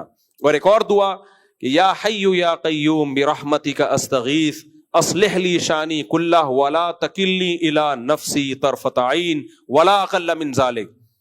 اے اللہ تو ہمیں ہمارے حوالے نہ کر. کیا زبردست الفاظ ہیں یار. تو یہ الفاظ نبوت کی زبان سے نکلے ہوئے الفاظ ہیں, تو عجیب تو ہوں گے نا. اے اللہ تو ہمیں ہمارے حوالے نہ کر. دیکھو انسان جتنا اپنی حفاظت خود کر سکتا ہے, کوئی اور کر سکتا ہے؟ کوئی بھی نہیں کر سکتا. میں اپنے ساتھ جتنا مخلص ہوں گا کوئی اور ہو سکتا ہے؟ لیکن اس دعا میں ہمیں بتایا جا رہا ہے اللہ ہمیں میرے حوالے نہیں کر بھائی, کیونکہ ہم نفس کے ہاتھوں اپنا بیڑا غرق کر دیں گے. ہم صحیح کو غلط اور غلط کو صحیح کر دیں گے. جیسے ماں بچے کو بچے کے حوالے نہیں کرتی ہے, ماں بچے پہ نگرانی خود کرتی ہے. بچہ اگر غلط سمت میں جائے گا نا تو ماں سمجھاتی نہیں ہے کہ بیٹا یہ نہیں کرو, ایک چواٹ لگاتی ہے کہ یہ کرنے دیا نہیں جائے گا تجھے. بھائی بچے کو نزلہ ہے, زکام ہے, کھانسی ہے, بخار ہے, بچہ کولڈ ڈرنک مانگ رہا ہے, ماں کو پتا ہے یہ پیا تو نمونیا ہو جائے گا اس کو, تو ماں پہلے تو سمجھائے گی بیٹا بری بات. بچہ پھر بھی لے گا تو ماں سمجھاتی رہے گی بٹھا کے اس کو, نہیں بیٹا بری بات, بیٹا تم کو میں نے تمہارے حوالے کیا, جاؤ اب تم اچھا برا خود فیصلہ کرنا, میں تمہیں سمجھا رہی ہوں یہ غلط چیز ہے. نہ ماں بوتل ہاتھ سے لے گی اور ایک رکھ کے لگائے گی. اگر پاکستانی ماں ہے تو رکھ کے پوری انگلیاں اس کے منہ پہ چھاپ دے گی. اور بچہ, میں نے تو ماؤں کو دیکھا یار بچوں کو ایسے پیٹتی ہیں, اللہ کی پناہ ہے یار. مشہور تو یہ کہ باپ ظالم ہوتا ہے, لیکن جو میں نے ماؤں سے بچے پٹتے ہوئے دیکھے ہیں نا,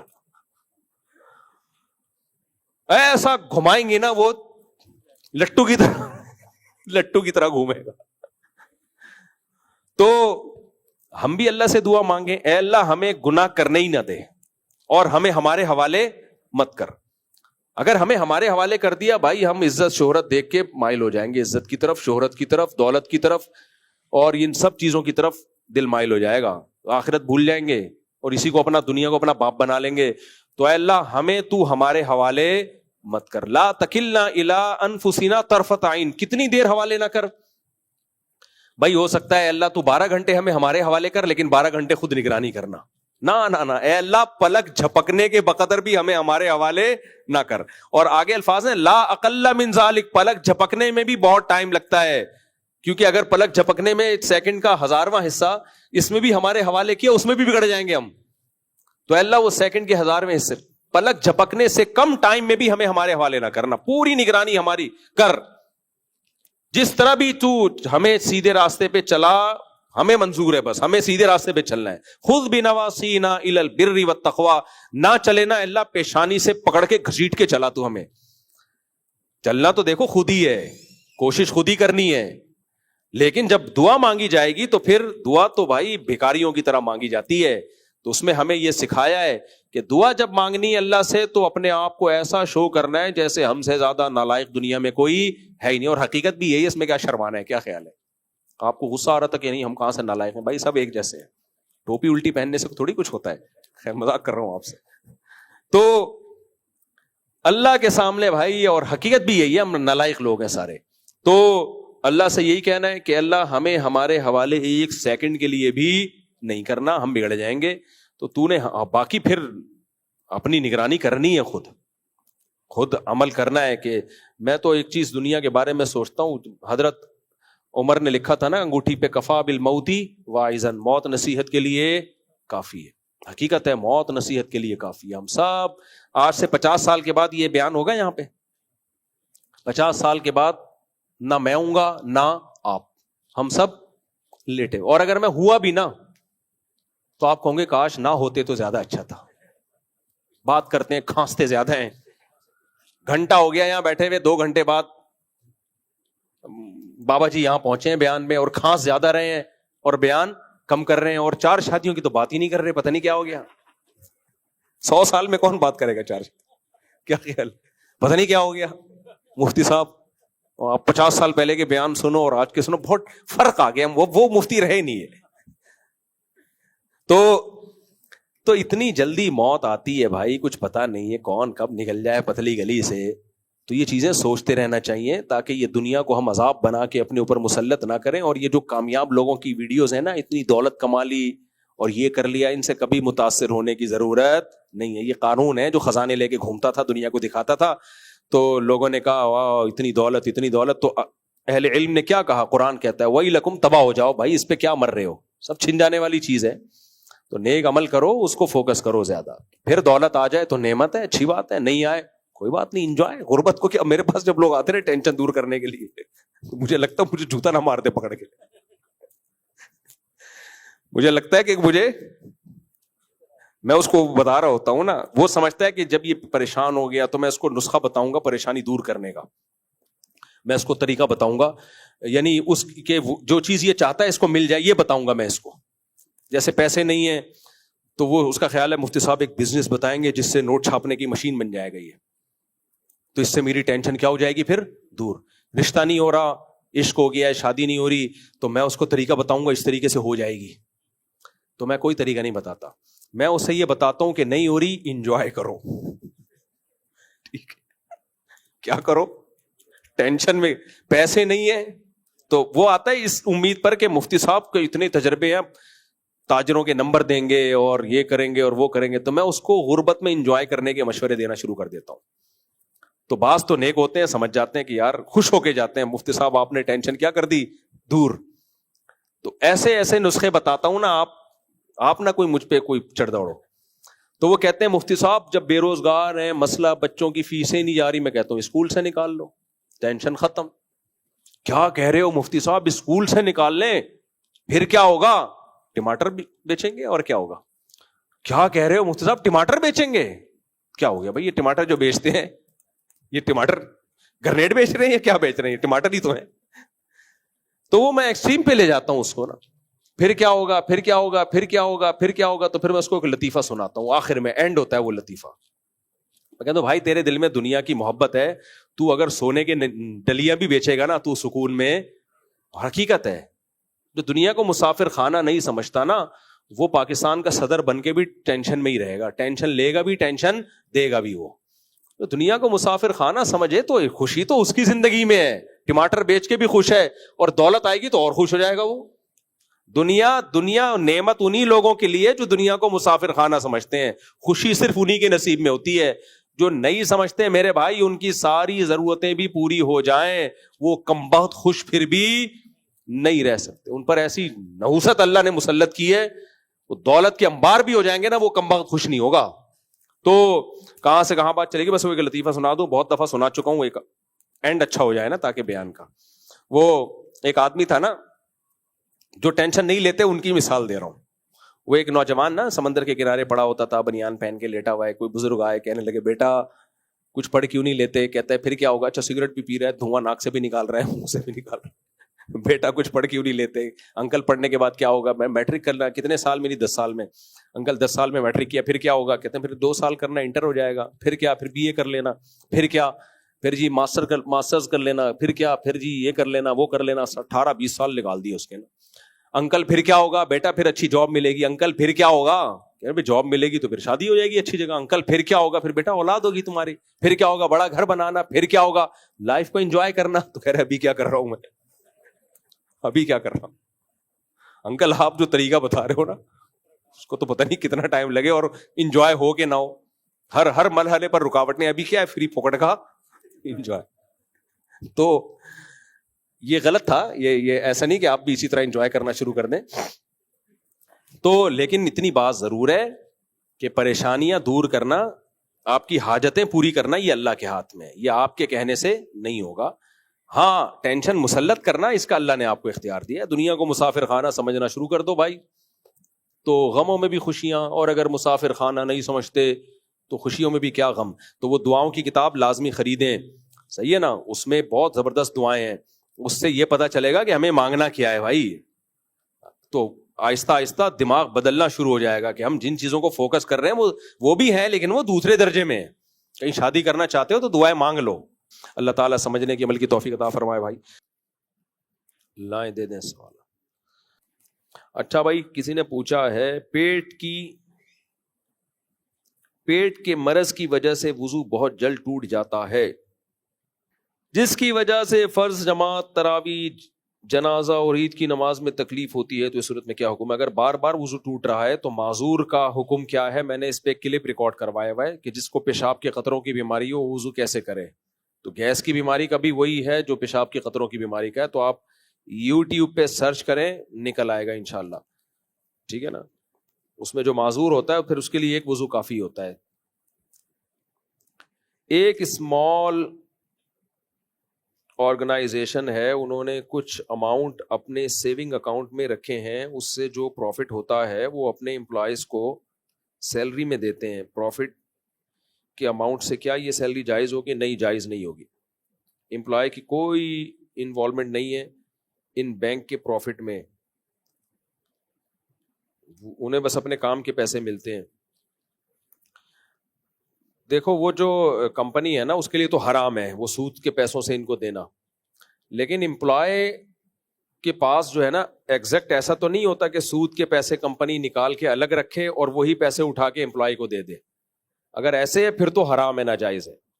لیکن کمپنی یا آپ کی جو آرگنائزیشن ہے وہ پیسے لیتی ہے سود کے پیسے بینک سے، اور وہ پیسے اپنے پیسوں میں مکس کر دیتی ہے، تو مکسچر سے دے رہے ہیں وہ، تو الگ سے وہ سود کی رقم نہیں امپلائی کو دی جا رہی، وہ مکس کر کے دی جا رہی ہے. تو مکس میں تو غالب حلال ہے، تو اس لیے اس امپلائی کے لیے لینا تو یہ جائز ہے. اس لیے جائز ہے کہ ڈائریکٹ وہاں سے سود کا پیسہ نکال کے ان کو نہیں دیا جا رہا بلکہ وہ پیسہ مکس کیا جا رہا ہے. البتہ ان کے لیے یہ حرام بہرحال ہے کہ آپ سود کما کے اس پیسوں سے اس کو استعمال کیوں کر رہے ہو؟ آپ اس کا تو بلا نیت ثواب آپ کو صدقہ کرنا پڑے گا. امپلائی کی تنخواہ اس سودی رقم سے نہیں دی جا سکتی، ناجائز ہے. مجھے کچھ خیال آتا ہے کہ کبھی کبھی گناہ ہر متقی اور نیک آدمی سے گناہ ہونا چاہیے. کیوں؟ تاکہ نیکی کا تکبر نہ ہو اور دوسروں کو حقیر نہ سمجھے. یہ بالکل غلط خیال آتا ہے بھائی. جیسے دوسروں کو حقیر سمجھنا گناہ ہے، ایسے ہی گناہ کرنا بھی تو گناہ ہے نا. تو گناہ سمجھ کے اپنے آپ کو حقیر سمجھنا، تو ایسے حقیر سمجھنے کا کیا فائدہ ہو گیا کہ آپ گناہ تو کر لیا نا آپ نے، تو اس کی چترول تو لگیں گے آپ کو. ہاں حقیر سمجھنے کا ثواب مل جائے گا ایک، بلکہ وہ بھی نہیں ثواب ملے گا. حقیر کیوں سمجھ رہے ہو اپنے آپ کو؟ نیکی کر کے بھی حقیر سمجھ سکتا ہے انسان. حقیر اس سینس میں کہ تکبر پیدا نہ ہو، یہ والا حقیر ویسے سمجھنا نہیں چاہیے اپنے آپ کو. نیکی کر کے آپ یہ دعا مانگو، اے اللہ مجھے نیکی کی توفیق دے اور اس نیکی پہ تکبر سے بچا، بلکہ میں یہ سمجھوں کہ یہ نیکی اللہ کی توفیق سے ہوئی ہے، میرا کمال نہیں ہے. تو اللہ نے مجھے توفیق دی، اسباب پیدا کر دیے تو ہو گئی، وہ نہیں ہوتا تو نہیں ہوتی ہے. تو یہ کر کے بھی تواضع پیدا ہو سکتی ہے. گناہ نہیں کبھی مانگنا چاہیے، گناہ بہت خطرناک چیز ہے. ایک دفعہ جو گناہ کر لیتا ہے نا پھر وہ پڑا رہتا ہے، اس میں بہت بڑا عذاب ہے، اس سے تو دور بھاگو. ایک مشہور اہل حدیث عالم سے سوال کیا گیا کہ رفع الیدین کے بغیر نماز ہو جاتی ہے؟ کہا کہ ایسے شخص کی نماز ناقص ہے، اللہ کی مرضی ہے کہ اسے خلاف سنت نماز قبول کرے یا نہیں کرے، ہم کیا کریں؟ ہمارے نزدیک رفع الیدین نہ کرنا سنت ہے. جب مسئلہ اختلافی ہوتا ہے تو جس کی جو رائے ہوتی ہے اللہ اس کو اسی رائے پہ پورا اجر دیتے ہیں. دیکھو نبی صلی اللہ علیہ وسلم نے بنو قریظہ کی طرف صحابہ کے لشکر کو بھیجا، ایک جماعت کو بھیجا، اور کہا کہ بخاری مسلم کی حدیث ہے، یہ کہا کہ راستے میں کسی نے عصر کی نماز نہیں پڑھنی ہے. تو اب راستے میں عصر قضا ہونے لگی، اب صحابہ کی رائے میں اختلاف ہو گیا. ایک نے کہا کہ بھائی نبی نے حکم دیا نہیں پڑھنی تو اٹ مینس نہیں پڑھنی، قضا کرنی ہے. دوسرے نے جماعت نے کہا کہ بھائی نبی نے جو حکم دیا تھا کہ نہیں پڑھنی تو نبی کا مقصد یہ نہیں تھا. آپ کوئی عالم الغیب تو ہے نہیں, آپ کا خیال تھا کہ نماز مقام پہ پہنچ کے ہم پڑھ لیں گے, یہ تو قضا ہو رہی ہے, اب قضا کیسے کریں ہم؟ قرآن نے حکم دیا نماز کو قضا ہونے سے بچانا ہے. تو دونوں جماعتوں میں اختلاف ہوا. تو جس کا خیال تھا پڑھنی چاہیے پڑھ لی, جس کا خیال تھا نہیں پڑھنی چاہیے نہیں پڑھی. دونوں کا مقصد کیا تھا؟ نبی کو فالو کرنا. دونوں کی رائے ایک دوسرے کے بالکل اپوزٹ تھی. ایک کی رائے میں پڑھنا فرض تھا, دوسرے کی رائے میں پڑھنا ناجائز تھا. اور مسئلہ رفع الیدین کا اختلاف نہیں, نماز کا اختلاف ہوا اس سے بڑا, کہ نماز پڑھنی ہے کہ نہیں پڑھنی. اور نماز میں بھی عصر کی نماز جس کی ویلیو سب سے زیادہ ہے, اور اس کے طریقے میں اختلاف نہیں ہو رہا کہ 3 رکعتیں پڑھنی ہے 4 پڑھنی بھی ہے کہ نہیں پڑھنی ہے. اس سے بڑا اختلاف اسلام میں ہو نہیں سکتا. لیکن پھر بھی نبی نے کسی فریق پر ملامت نہیں کی. کیوں؟ نبی کی منشا کیا ہے اور نبی کی اس موقع پہ سنت کیا ہے, اس کو سمجھنے میں اختلاف ہوا ہے. تو اہل حدیث حضرات دیکھتے ہیں رفع الیدین کی حدیثوں کی کثرت کو, کہ بخاری مسلم کی حدیثیں اور نبی سے یہ صحیح سند سے ثابت ہے کہ آپ نے رفع الیدین کیا ہے رکوع میں جاتے ہوئے, رکوع سے اٹھتے ہوئے, لہذا وہ اس عمل کو سنت قرار دیتے ہیں. احناف نے اس میں فوکس کیا ہے اس بات کو کہ کیا آخری عمل نبی صلی اللہ علیہ وسلم کا رکوع میں جاتے ہوئے رکوع سے اٹھتے ہوئے رفع الیدین کا تھا یا نہیں تھا. تو اس کے بہت سارے قرائن ہیں, ان قرائن سے پتہ چلتا ہے کہ آخر میں آپ صلی اللہ علیہ وسلم نے یہ عمل ترک کر دیا تھا.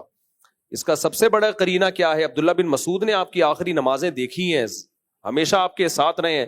تو اپنے شاگردوں کو جو انہوں نے کوفہ میں حضرت علی اور عبداللہ بن مسعود نے نماز سکھائی ہے, کیونکہ کوفہ میں حضرت علی اور عبداللہ بن مسعود گئے ہیں ہجرت کر کے, اور اہل کوفہ کا رفع الیدین ترک کرنے پر جیسا اجماع ہوا ہے کسی مسئلے پر ایسا اجماع نہیں ہوا. کوئی بھی رفع الیدین نہیں کرتا تھا, یعنی ایسا اجماع ہوا ان کا. تو یہ اجماع کہاں سے آیا ان کا؟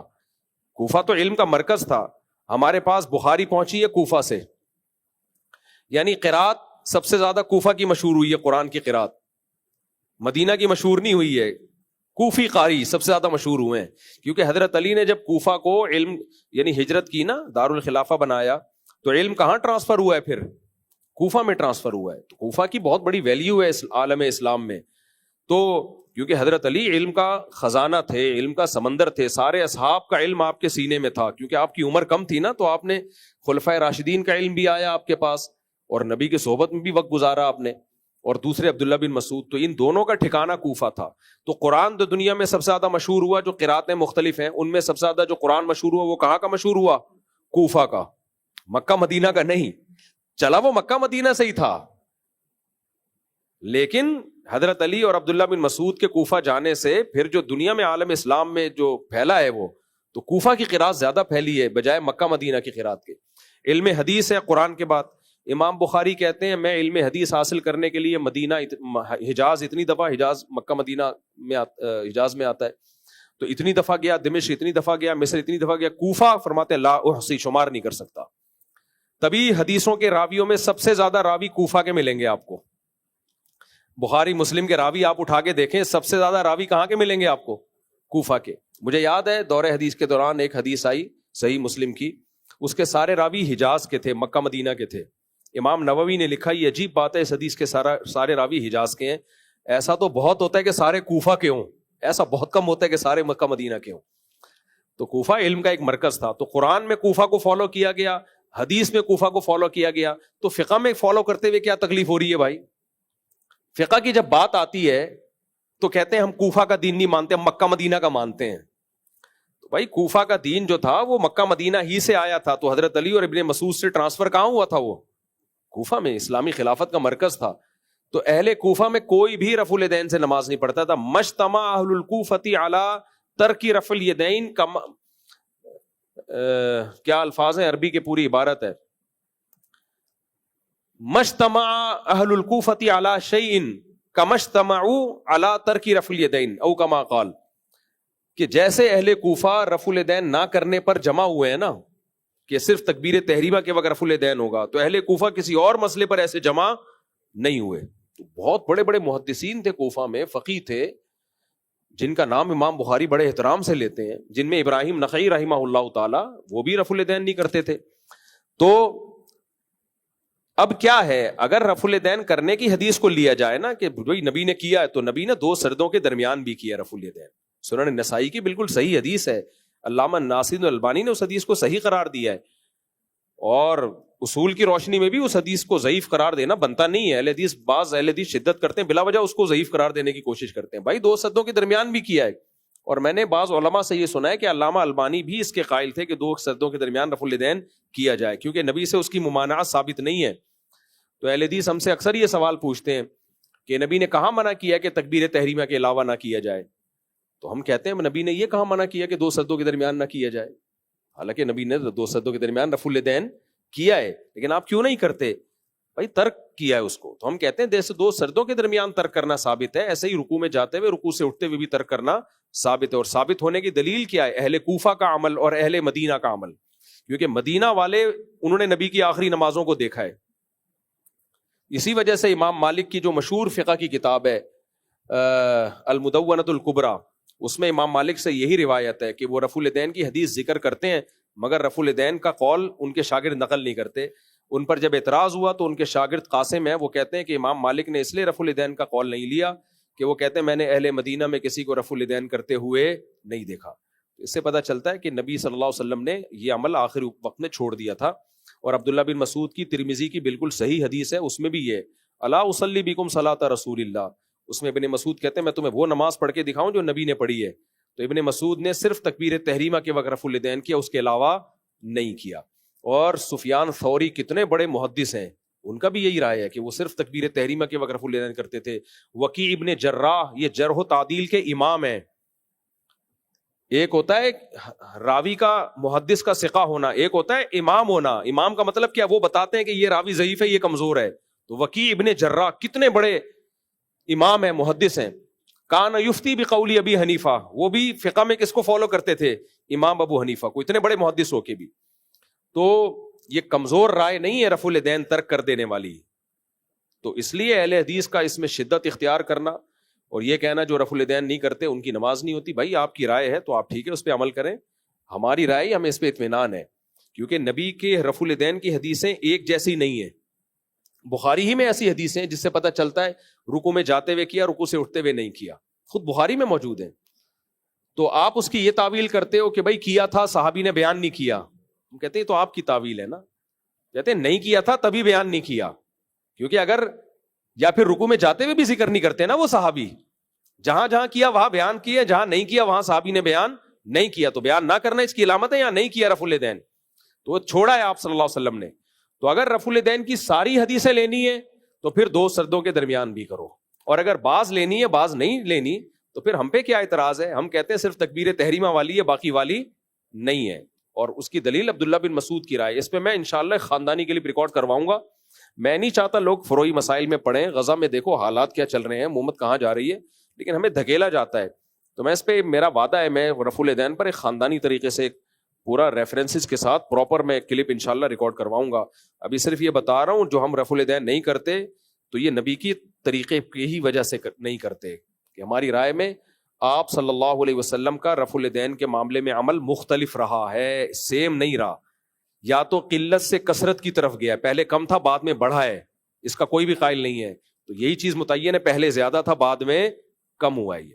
اور ایک آخری بات کہ امام ترمذی امام بخاری کے شاگرد ہیں، جب انہوں نے رفع الیدین کی حدیث ذکر کی ہے کرنے والی، تو اس میں نیچے کیا لکھا ہے؟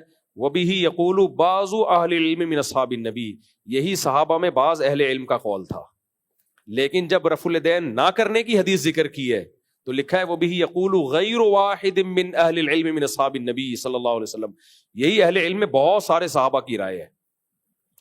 سمجھتے ہو کہ نہیں سمجھتے؟ اور دوسری بات یہ، امام ابو حنیفہ رحمہ اللہ کا مزاج یہ ہے، جو فقہ پڑھتے ہیں نا ڈیپ میں جا کے، ہر مجتہد کے اپنے اصول ہوتے ہیں. امام حنیفہ کا فقہ میں مزاج یہ کہ وہ سب سے سپیریئر قرآن کو رکھتے ہیں، سب سے سپیریئر. پھر اس کے بعد حدیث کو لیتے ہیں، وہ حدیث کی ایسی تعویل کرتے ہیں جو قرآن کے موافق ہو جائے. اور اگر حدیثیں دونوں طرح کی ہوں تو پھر جو قرآن کے موافق ہوتی ہے اس کو لیتے ہیں، جو موافقت میں کمزور ہوتی ہے اس کو چھوڑ دیتے ہیں. قرآن میں آتا ہے قوموا للہ قانتین، اللہ کے سامنے خشوع و خضوع سے کھڑے ہو جاؤ. اب کثرت سے حرکت یہ خشوع و خضوع کے منافی ہے، بار بار حرکت کرنا اس سے خشوع و خضوع نہیں رہتا. تو امام حنیفہ نے دیکھا رفع الیدین کرنے کی حدیث بھی ہے اور عبداللہ بن مسعود کی نہ کرنے کی بھی ہے. تو انہوں نے کہا کہ بات جو بار بار حرکت کرنا رکوع میں جاتے ہوئے رکوع سے اٹھتے ہوئے تو ٹھیک ہے نبی سے یہ ثابت ہے، لیکن یہ بھی تو ثابت ہے کہ نہیں بھی کیا آپ نے، تو وہ حدیث جو خشوع کے زیادہ منافی ہے اس کو لے لیا جائے. تبھی میں نے دیکھا جو رفع الیدین کرتے ہیں ٹھیک ہے سنت سمجھ کے کرتے ہیں، ہمیں ان پہ کوئی اعتراض نہیں ہے، اختلافی مسئلہ ہے، لیکن آپ ان کا عمل بھی دیکھیں، آپ وہ پراپر وے میں نہیں کرتے رفع الیدین. شروع میں جب نیا نیا جوش آتا ہے نا تو بڑا طریقے سے رکوع میں جاتے ہیں، پھر آہستہ آہستہ کیا ہوتا ہے یوں کر رہے ہوتے ہیں، بس اس سے پتہ چلتا ہے خود بھی تھک جاتے ہیں، یہ اس عمل سے خود بھی تھک جاتے ہیں. تو اس میں امام حنیفہ کی جو رائے ہے نا کہ اسکنوا فی الصلاۃ، حدیث میں آتا ہے نماز میں سکون پیدا کرو نماز میں، تو وہ رفع الیدین نہ کرنے میں سکون زیادہ ہے. اور اس کی صحیح مسلم کی حدیث سے بھی تائید ہوتی ہے. آپ صلی اللہ علیہ وسلم نے صحابہ کو رفع الیدین کرتے ہوئے دیکھا تو آپ نے فرمایا مالی اراکم رافعی ایدیکم کانھا اذناب خیل شمس اسکنوا فی الصلاۃ، میں تمہیں دیکھتا ہوں کہ تم سرکش گھوڑوں کی طرح بار بار اپنے ہاتھوں کو، جیسے گھوڑے دم ہلاتے ہیں بار بار اپنے ہاتھوں کو ہلا رہے ہو، نماز کے اندر سکون پیدا کرو. اب اہل حدیث حضرات اس کا جواب یہ دیتے ہیں کہ یہ تو سلام کے وقت ہاتھ اٹھایا تھا، اس پہ نبی نے ایسا کہا ہے کہ سرکش گھوڑوں کی طرح کہ تم دمیں ہلا رہے ہو، تو سلام کے وقت ہاتھ اٹھانے سے منع کیا. اس کے دو جواب ہیں، ایک جواب تو میں کلپ ریکارڈ کرواؤں گا اس وقت دوں گا کیونکہ ابھی دیا تو لمبی بحث شروع ہو جائے گی. دوسرا جواب یہ کہ ہم مان لیتے ہیں کہ یہ سلام کے وقت تھا، یہ سلام کے وقت صحابہ ہاتھ اٹھا رہے تھے تو اس پہ نبی نے منع کیا. تو صحابہ خود سے ہاتھ اٹھا رہے تھے، یہ پہلے نبی کو کبھی دیکھا ہوگا، انہوں نے دیکھا تھا صحابہ خود سے نماز میں کوئی ایسی حرکت صحابی نہیں کریں گے جس کا نبی سے ثبوت نہ ہو. اس سے معلوم ہوتا ہے سلام کے وقت بھی رفع الیدین تھا، جو پھر نبی صلی اللہ علیہ وسلم نے چھوڑ دیا اور صحابہ کو کہا کہ یہ کام مت کرو، نماز میں سکون پیدا کرو. اس سے یہ تو پتہ چل گیا ہے کہ رفع الیدین کرنا سکون صلاۃ کے بہرحال منافی ہے. اس پہ ہمارے ہاں بعض اہل حدیث اشکال کرتے ہیں کہ یہ کیسے ہو سکتا ہے نبی نے ایک عمل کیا ہو اور صحابہ نے نبی کو دیکھ کے سلام کے وقت رفع الیدین کیا ہو اور پھر نبی صلی اللہ علیہ وسلم اس پہ اتنی سخت تنبیہ فرمائیں کہ سرکش گھوڑوں کی دموں سے اس کو تعبیر کریں. بھئی سرکش گھوڑوں کی دم کی طرح تم بار بار ہاتھ ہلا رہے ہو تو یہ کام مت کرو، نماز میں سکون پیدا کرو. تو یہ کیسے ممکن ہے کہ نبی اپنے ہی عمل کو اتنی سخت تعبیر کریں؟ بھئی ایسے ممکن ہے کہ نبی نے جب وہ عمل چھوڑ دیا نا تو وہ منسوخ ہو گیا، پھر اس پہ یہ شدت بنتی ہے. اس کی مثال ہے جیسے صحیح مسلم میں آتا ہے آپ نے صحابہ کو حکم دیا کتوں کو مارنے کا مدینہ میں. آج لوگ مدینہ کے کتے بنے ہوئے ہیں، حالانکہ حدیث میں آتا ہے مدینہ کے کتوں کو آپ نے مارنے کا حکم دیا. تو اب کیا تھا، وہ ایک وقت کے لیے تھا. صحابہ نے اجنبیوں کے کتے بھی مارنا شروع کر دیے جو مدینہ کے نہیں تھے، باہر سے آتے تھے، تو کتوں کی نسل تھوڑی ختم کرنی تھی، کتے تعداد میں زیادہ ہو جاتے ہیں تو ان کو مارنا پڑتا ہے. تو پھر آپ نے کیا فرمایا، مالکم وللکلاب، تمہیں کیا ہو گیا کہ تم کتوں کے پیچھے پڑ گئے ہو؟ یہ اللہ کی مخلوق ہے، ان کو زندہ رہنے دو. یعنی ایک تعداد تھی. تو جو حکم ختم ہو جاتا ہے نا اس میں مالی یا مالکم جیسے الفاظ سے تعبیر کیا جاتا ہے کہ تمہیں کیا ہو گیا. یہاں بھی وہی الفاظ ہے، تمہیں کیا ہو گیا کہ تم بار بار ہاتھوں کو نماز میں ہلا رہے ہو. تو اس سے معلوم ہوتا ہے کہ نبی پہلے سلام کے وقت بھی رفع الیدین کیا کرتے تھے جو آپ صلی اللہ علیہ وسلم نے ترک کر دیا. تو ابتدائی اسلام میں رفع الیدین بہت زیادہ ہوتا تھا. اس میں حکمت کیا تھی وہ اللہ جانے، اللہ کے رسول جانے، ہم حکمتوں میں نہیں پڑھتے. تو شروع میں 2 سجدوں کے درمیان میں بھی ہوتا تھا، رکوع میں جاتے ہوئے بھی، رکوع سے اٹھتے ہوئے بھی، تیسری رکعت کے لیے اٹھتے ہوئے بھی. لیکن حدیثوں سے پتہ چلتا ہے کہ 2 سجدوں کے درمیان بھی آپ نے ترک کیا. حدیث سے ہی بھی پتہ چلتا ہے رکوع سے اٹھتے ہوئے ترک کیا. حدیث سے بھی پتہ چلتا ہے کہ تیسری رکعت کے سے اٹھتے ہوئے ترک کیا. تبھی بعض ائمہ اس کے قائل ہیں، ان کے قوال ہیں کہ تیسری رکعت سے اٹھتے ہوئے آپ رفع الیدین نہیں کریں گے. اس میں بہت مختلف آ رہے ہیں. تو کسی نے دیکھا جہاں جہاں ثابت ہے وہاں کر لو. اہل حدیث نے یہ دیکھا، ٹھیک ہے بھائی آپ کی یہ سوچ ہے، ہمیں اس پہ کوئی اعتراض نہیں. امام حنیفہ کا اپنا ایک سوچنے کا اسٹائل ہے، ان کا اپنا ایک غور کرنے کا انداز ہے. انہوں نے دیکھا نبی کے آخری سے آخری عمل کو لیا جائے، تو پھر ان کی رائے یہ بنی اہل مدینہ اور اہل کوفہ کے عمل کو دیکھ کر اور عبداللہ بن مسعود کے قول کو لے کر. عبداللہ بن مسعود تو بہت بڑے فقیہ تھے، اور عبداللہ بن مسعود نے صرف یہ نہیں کیا کہ ایسے نماز پڑھ کے دکھائی، اپنے سارے شاگردوں کو یہ والی نماز سکھائی ہے انہوں نے. تبھی عبداللہ بن مسعود کے جتنے شاگرد ہیں کوئی بھی رفع الیدین نہیں کرتا تھا، جن میں بخاری اور مسلم کے راویوں میں علقمہ اور اسود بھی ہیں. یہ تو بخاری مسلم کے بہت بڑے راویوں میں سے ہیں. تو آپ بخاری کی رٹ لگاتے ہو. بخاری نے جہاں سے حدیثیں لی ہیں ان کو اگر آپ کہو گے یہ خلاف سنت نمازیں پڑھتے تھے تو بخاری تو گئی نا. مجھے ایک آدمی کتاب دے کے جاتا ہے، مجھے اس پہ اعتماد نہیں ہے کہ یہ کتاب دینے والا ٹھیک ہے یا غلط ہے، اور میں کتاب کے فضائل سنا رہا ہوں. جس نے کتاب دی ہے وہ چور نکلا، اس کو میں چور کہہ رہا ہوں، تو کتاب تو گئی نا. تو بخاری جن راویوں سے آئی ہے، جن راویوں کی حدیثیں امام بخاری نے لی ہیں، ان میں بہت سارے راوی تو حنفی تھے، وہ رفع الیدین نہیں کرتے تھے، جبکہ وہ خود جو ہے وہ امام بخاری کے مشائخ میں ان کا شمار ہوتا ہے. تو آپ یہ عجیب بات ہے، امام بخاری کو تو لے رہے ہو، اور بخاری کے علقمہ اور اسود اور عبداللہ بن مسعود، یہ تو عبداللہ بن مسعود تو صحابی ہیں، اور علقمہ اور اسود تو عبداللہ بن مسعود کے اجل شاگردوں میں سے ہیں، اور ابراہیم نخعی ان کے شاگردوں میں سے ہیں، بہت بڑے تابعی ہیں جن کا عبداللہ بن مسعود بڑے احترام سے نام لیتے ہیں. یہ سارے رفع الیدین نہیں کرتے تھے. اور پھر امام حنیفہ، پھر ان کے دو شاگرد امام یوسف امام محمد، انہوں نے تو بہت سارے مسائل میں اپنے استاد سے اختلاف کیا ہے، امام حنیفہ سے، لیکن رفع الیدین نہ کرنے میں انہوں نے اختلاف نہیں کیا. تو پوری امت گھاس نہیں کھا رہی تھی میرے بھائی، ایسا نہیں ہے. اور پھر دنیا میں سب سے زیادہ فقہ حنفی پھیلا ہے، 50% سے زیادہ امت نے کس کو فالو کیا ہے؟ اہل سنت، سنیوں کی بات کر رہا ہوں. تو یہ رائے بھی بہت مضبوط رائے ہے. تو اس لیے جو اس رائے پر عمل کرتا ہے ہمیں کوئی اعتراض نہیں ہے، لیکن ہمیں یہ کہنا کہ ہمارے پاس کوئی دلیل نہیں ہے اور ہم سنت کے خلاف نماز پڑھتے ہیں، نہ ہماری رائے یہی ہے کہ تکبیر تحریمہ کے علاوہ نہ کرنا سنت ہے، تو اس لیے ہم اس کو سنت والی نماز سمجھتے ہیں. تو باقی یہ اختلاف ہے، جیسے صحابی کا اختلاف ہو گیا نماز پڑھنی ہے کہ نہیں پڑھنی، نبی نے دونوں کو صحیح کہا. تو آخرت میں انشاءاللہ دونوں کی بخشش ہوگی اگر دونوں کی نیت اتباع سنت کی ہے. ہاں اس کی بخشش نہیں ہوگی جو یہ کہتا ہے کہ میں جنتی اور یہ جہنمی، اس کی وجہ سے ان صحابی میں جنہوں نے نماز پڑھ لی ان کی بھی بخشش، جنہوں نے نہیں پڑھی ان کی بھی بخشش. لیکن اگر وہ پھڈا کرتے ہیں نا وہاں پہ کہ تو حدیث کے خلاف چل رہا ہے اور تم غلط ہو، تم جہنمی ہو، تم اندھے مقلد ہو، تم اپنی رائے پہ چلتے ہو، حدیث کو نہیں، تو پھر جو یہ جھگڑا کرتا اس کی بخشش کا امکان کم تھا. تو میرے بھائی ایک مشہور، اچھا اہل حدیثوں کا رفع الیدین میں اتنا اختلاف ہے، ہر اہل حدیث کی رائے، ان کا صرف اس پر اتفاق ہے کہ رکوع میں جاتے ہوئے کرنا ہے، رکوع سے اٹھتے ہوئے کرنا ہے، باقی اس رفع الیدین کی حیثیت کیا ہے اس میں بہت اختلاف ہے. کسی نے کہا یہ مستحب ہے، کسی نے کہا سنت مؤکدہ ہے، کسی نے کہا یہ شرط ہے، اگر نہیں کرو گے ہوگی نہیں نماز. تو ٹھیک ٹھاک ان کا رفع الیدین، جبکہ چاروں اماموں کا اس میں امام شافعی اور امام احمد بن حنبل رفع الیدین کے قائل ہیں، صرف سنت قرار دیتے ہیں، نہ کرنے والے پر کوئی ملامت نہیں کرتے، وہ کوئی ملامت نہیں کرتے. اور امام مالک سے دونوں قول ملتے ہیں، کرنے کے بھی اور نہ کرنے کے بھی، لیکن ان کی جو سب سے مشہور مستند کتاب ہے جو المدونۃ الکبریٰ، اس میں نہ کرنے کا قول لیا گیا ہے. اور مالکیہ کا جو میں نے جو مالکیوں سے پوچھا ہے، کیونکہ میرے تو اب سفر ہوتے ہیں نا ایسے ملکوں میں جہاں فقہ مالکی رائج ہے، تو وہاں کے علماء بتاتے ہیں کہ جو متاخرین ہیں وہ رفع الیدین کرتے ہیں، جو فقہ مالکیہ میں جو متقدمین تھے وہ ترک رفع الیدین کے قائل تھے. تو اور امام حنیفہ کا تو رائے یہی ہے کہ نہ کیا جائے.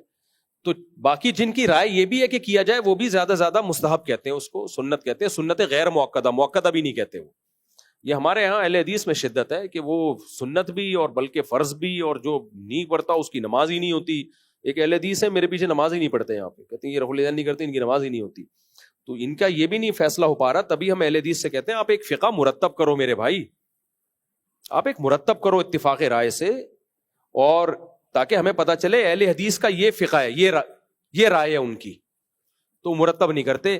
وہ ایک جواب دیتے ہیں کہ ہم تو قرآن و حدیث کو فالو کرتے ہیں، ہمیں مرتب کرنے کی ضرورت نہیں ہے. تو پھر قرآن کو بھی مرتب نہیں کرنا چاہیے تھا، حضرت عثمان نے غلط کیا، کیا خیال ہے؟ ویسے ہی سادہ طریقے سے چلتے رہنے دیتے. نبی کے دور میں تو اس مصحف عثمانی کی ترتیب پہ قرآن نہیں تھا، لیکن حضرت عثمان نے کیوں مرتب کیا؟ تاکہ امت قرآن پہ جمع ہو جائے، دائیں بائیں جانے کی اجازت نہ ہو، جو سورت جس ترتیب سے میں نے لکھی ہے اسی ترتیب سے ہوگی، تاکہ امت بچے نا اختلاف سے. اور تابعین کے دور میں تو حدیث مرتب نہیں تھی، سینہ بسینہ چل رہی تھی، لیکن محدثین نے ریٹرن میں لا کے مرتب کر دی، بھائی اب اس سے دائیں بائیں جانے کی آپ کو اجازت نہیں ہے. ورنہ حدیثوں کی کتابیں آتی رہیں گی، ہر آدمی اپنی سندیں مارکیٹ میں لاتا رہے گا، کون فیصلہ کرے گا یہ ٹھیک ہے کون کیا غلط ہے؟ بس ایک چیز مدون کر دی، اب اس سے باہر جانے کی آپ کو اجازت نہیں ہے. تو ایسے ہی اسلامی قانون کو بھی مرتب کر دیا فقہا نے، اور بول دیا بھائی اب اس سے باہر جانے کی آپ کو اجازت نہیں ہے. اہل حدیث نے مرتب نہیں کیا. اب جب ہم کہیں فقہ مرتب کرو تو کہتے ہیں صحابہ کے دور میں مرتب تھا، تو بھائی پھر حدیث کو بھی چھوڑ دو. یہ آپ بولو صحابہ کے دور میں مرتب تھی، قرآن کے حضرت ابو بکر عمر کے دور میں مرتب تھا، تو ایسے تو پھر قرآن بھی نہیں ہونا چاہیے، حدیث بھی اس طرح نہیں ہونی چاہیے. تو جب قرآن کو مرتب کیا گیا, امت کا اتفاق ہوا, ریٹن فارم میں لایا گیا, حدیث کو لایا گیا تاکہ امت دائیں بائیں نہ جائے, ایسے ہی فقہ کو بھی لایا جائے گا اور پابندی لگائی جائے گی, بھائی اس کو فالو کرنا ہے. ورنہ کیا ہوگا, ہر آدمی قرآن و حدیث کے نام پہ منجن بیچے گا. تبھی ایک شیعہ عالم کا بیان ہے کہ پاکستان میں سب سے بڑا فرقہ دیوبندی ہے, لیکن اس کے اندر سب سے کم فرقے ہیں, اور سب سے چھوٹا فرقہ اہل حدیث ہے, لیکن اس کے اندر سب سے زیادہ فرقے ہیں. سمجھ میں آ رہی ہے بات کہ نہیں آ رہی؟ سب سے بڑا فرقہ دیوبندیوں کا ہے, اور اس کے اندر فرقے دو ہیں, حیاتی مماتی, اور وہ بھی بہت کم اختلاف ہے, وہ بھی 2-4 لوگ ہیں جو پھڈے باز ہیں, ان کو ہٹا دو تو وہ لڑائی بھی ختم ہو جائے گی. سب سے زیادہ یہ ہے, اور سب سے چھوٹا فرقہ اہل حدیث ہیں, لیکن ان کے اندر سب سے زیادہ فرقیاں ہیں. وجہ کیا؟ مرتب نہیں ہے ایک چیز. ہمارا فقہ مرتب ہے. میں اگر کوئی مسئلہ بیان کروں گا آس مفتی طارق مسعود پہ, اگر وہ قرآن و حدیث کی اس ریسرچ کے خلاف ہوگا نا جو ریٹن فارم میں چلی آ رہی ہے, سارے حنفی مفتی مجھے پکڑیں گے, بولیں گے یہ کہاں سے نکالا ہے آپ نے. میں کہوں قرآن و حدیث سے, وہ کہیں گے آپ مجتہد ہو, جو فقہا نے نکالا ہے, جو اصول اور ضابطے بیان کیے ہیں اس کے حساب سے آپ بتاؤ, آپ اپنی رائے اپنے پاس رکھو, مزید مارکیٹ میں کوئی نیا فقہ لانے کی ضرورت نہیں ہے, جو ہے بس وہ بیان کرنے. تبھی ہماری اب میرے جو کلپ جاتے ہیں پوری دنیا میں سنے جاتے ہیں. شاید کوئی ایک آدھ مسئلے پر کسی عالم کو اعتراض ہوتا ہو, ورنہ نہیں ہوتا. اہل حدیث یہ کام کریں مسائل بیان کرنے کا, 20 اہل حدیث اس کے خلاف ہو جائیں گے, کہے گا نہیں یہ قرآن حدیث یہ غلط ہے, وہ دوسرا کہ. تبھی دیکھو آپ ٹی وی میں ایک اہل حدیث عالم آتا ہے, 2 نہیں آ سکتے کبھی. جس دن 2 اہل حدیث عالم بیٹھے نا, مجھے لا کے بٹھا دو, دیکھو ان کی آپس میں کتنا ہر عالم کی ہر مسئلے میں رائے دوسرے سے ڈفرینٹ ہوگی. یہ گراؤنڈ ریئلٹی ہے, یہ مشاہدے پر مبنی حقیقت ہے. یہ کوئی میں اہل حدیث کے بغض میں نہیں کہہ رہا, جتنا میں دیوبندیوں میں اہل حدیث کو فیور کرتا ہوں نا, اتنا کوئی نہیں کرتا. میں تو ان کو اہل سنت والجماعت میں داخل کرتا ہوں, میں تو ان کو جنتی کہتا ہوں, اور نام لے لے کے بھی بعض اہل حدیث علماء کی تعریفیں کرتا ہوں, جتنا براڈ مائنڈیڈ میں ہوں. لیکن یہ گراؤنڈ ریئلٹی ہے کہ جو چیز ریٹن فارم میں نہیں ہوتی, مرتب نہیں ہوتی, ہر آدمی مجتہد ہوتا ہے اس میں. اب یہ انجینئر علی مرزا بھی تو اہل حدیث ہی ہے اصولی طور پر, یہ کہتا ہے میں قرآن و حدیث سے اجتہاد کروں گا. کر لیا اجتہاد, کیا بیڑا غرق کر دیا یار. تو اگر کوئی فقہ مرتب ہوتا, اب اہل حدیث کہتے ہیں ہم نے آپ کو اہل حدیث جماعت سے نکال دیا, بھائی نکالنے کا کرائیٹیریا کیا ہے؟ وہ بھی تو یہی کہہ رہے ہیں میں قرآن و حدیث سے بات کرتا ہوں, آپ بھی یہی کہہ رہے ہیں میں قرآن و حدیث سے بات کرتا ہوں. اب یہ کیا بات ہے, اس کی بات کو آپ کہیں کہ نہیں کر رہا, اور آپ کی بات کو وہ کہے کہ نہیں کر رہا, تو فیصلہ کیسے کرو گے؟ ہمارے پاس ایک ریٹن میں چاروں اماموں کے پاس جو ماننے والے ان کے پاس ریٹن میں فقہ مرتب ہے. شوافی کے پاس بھی ہے, حنفیوں کے پاس بھی ہے, حنبلی کے پاس بھی ہے, مالکیہ کے پاس بھی ہے. اس سے ہم ہٹنے کی اجازت نہیں دیتے کہ بھئی آپ کی جو قرآن و سنت کی رائے ہے نا, آپ نے اپنی نئی رائے نہیں لانی ہے. یہ سب قرآن و سنت ہی سے لکھے گئے ہیں, تورات انجیل سے نہیں لکھے گئے. اب اسی کے اندر رہنا ہے آپ نے. اہل حدیث کے پاس کوئی ریٹن میں کوئی مرتب فقہ ہے ہی نہیں. اس کا نتیجہ یہ نکلا ہے کہ یہاں اپنی ریسرچ ہوگی, اس مسجد کے امام کی اپنی ریسرچ ہوگی, اس کے امام کی اپنی ریسرچ ہوگی, اس کی اپنی ریسرچ ہوگی, تو اجتماع میں بس سب شریک ہوتے ہیں. صحیح ہے نا, باقی سب کی. اور عجیب سے عجیب بات یہ کہ ان کے مدارس میں عالم کیسے بناتے ہیں, میں تو اس پہ حیران ہوتا ہوں. میں نے بہت اس پہ ریسرچ کی کہ اہل حدیث کے مدرسوں میں عالم بننے کے لیے کیا کون سا فقہ پڑھاتے ہیں یہ, تو پتہ چلا فقہ حنفی پڑھاتے ہیں. اب انہوں نے فقہ حنبلی شامل کر لیا ہے, ورنہ زیادہ تر فقہ حنفی پڑھاتے ہیں. قدوری پڑھا رہے ہیں, ہدایہ پڑھا رہے ہیں. ایک اہل حدیث عالم سے میں نے براہ راست پوچھا, میں نے کہا آپ یہ کیوں پڑھا رہے ہیں؟ کہتے ہیں ہم تنقیدی نظر سے پڑھاتے ہیں, بتاتے ہیں کہ یہ مسئلہ ٹھیک ہے, یہ مسئلہ غلط ہے, یہ مسئلہ ٹھیک ہے, یہ مسئلہ غلط ہے. میں نے کہا یہ تو ایسے ہو گیا جس فقہ حنفی کو آپ غلط کہتے ہو, کہہ رہے ہیں ہم ساری باتیں تھوڑی فقہ حنفی غلط کہتے ہیں, جو غلط ہوتی ہیں اس کو ہائی لائٹ کرتے ہیں, غلط ہے یہ والی صحیح ہے. میں نے کہا یہ کبھی بھی طریقہ نہیں ہوتا کوئی سلیبس پڑھانے کا, پہلے صحیح چیز پڑھائی جاتی ہے, صحیح ہے نا, اس میں پھر جو غلط ہوتا ہے اس پہ رد کیا جاتا ہے. یہ ایسے جیسے آپ اسلام کے مدرسے میں عیسائیت پڑھا رہے ہو اور بتا رہے ہو عیسائیوں کی یہ والی باتیں ٹھیک ہیں کہ عیسیٰ علیہ السلام کو اللہ کا نبی مانتے تھے, جنت جہنم مانتے تھے, حضرت موسیٰ کو بھی نبی مانتے تھے, اور یہ چیزیں کیا ہیں, غلط ہیں. وہ کہے گا پہلے مجھے اسلام پڑھا میرے بھائی, پھر جو عیسائیت میں جو چیزیں غلط ہیں وہ پڑھا دینا بعد میں.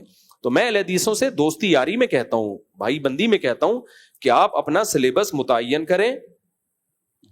وضو, نماز, زکوٰۃ, روزہ, حج, اذان اور حدود اور قصاص اور طلاق اور عدت, یہ سارے مسائل ریٹن فارم میں لے کر آئیں.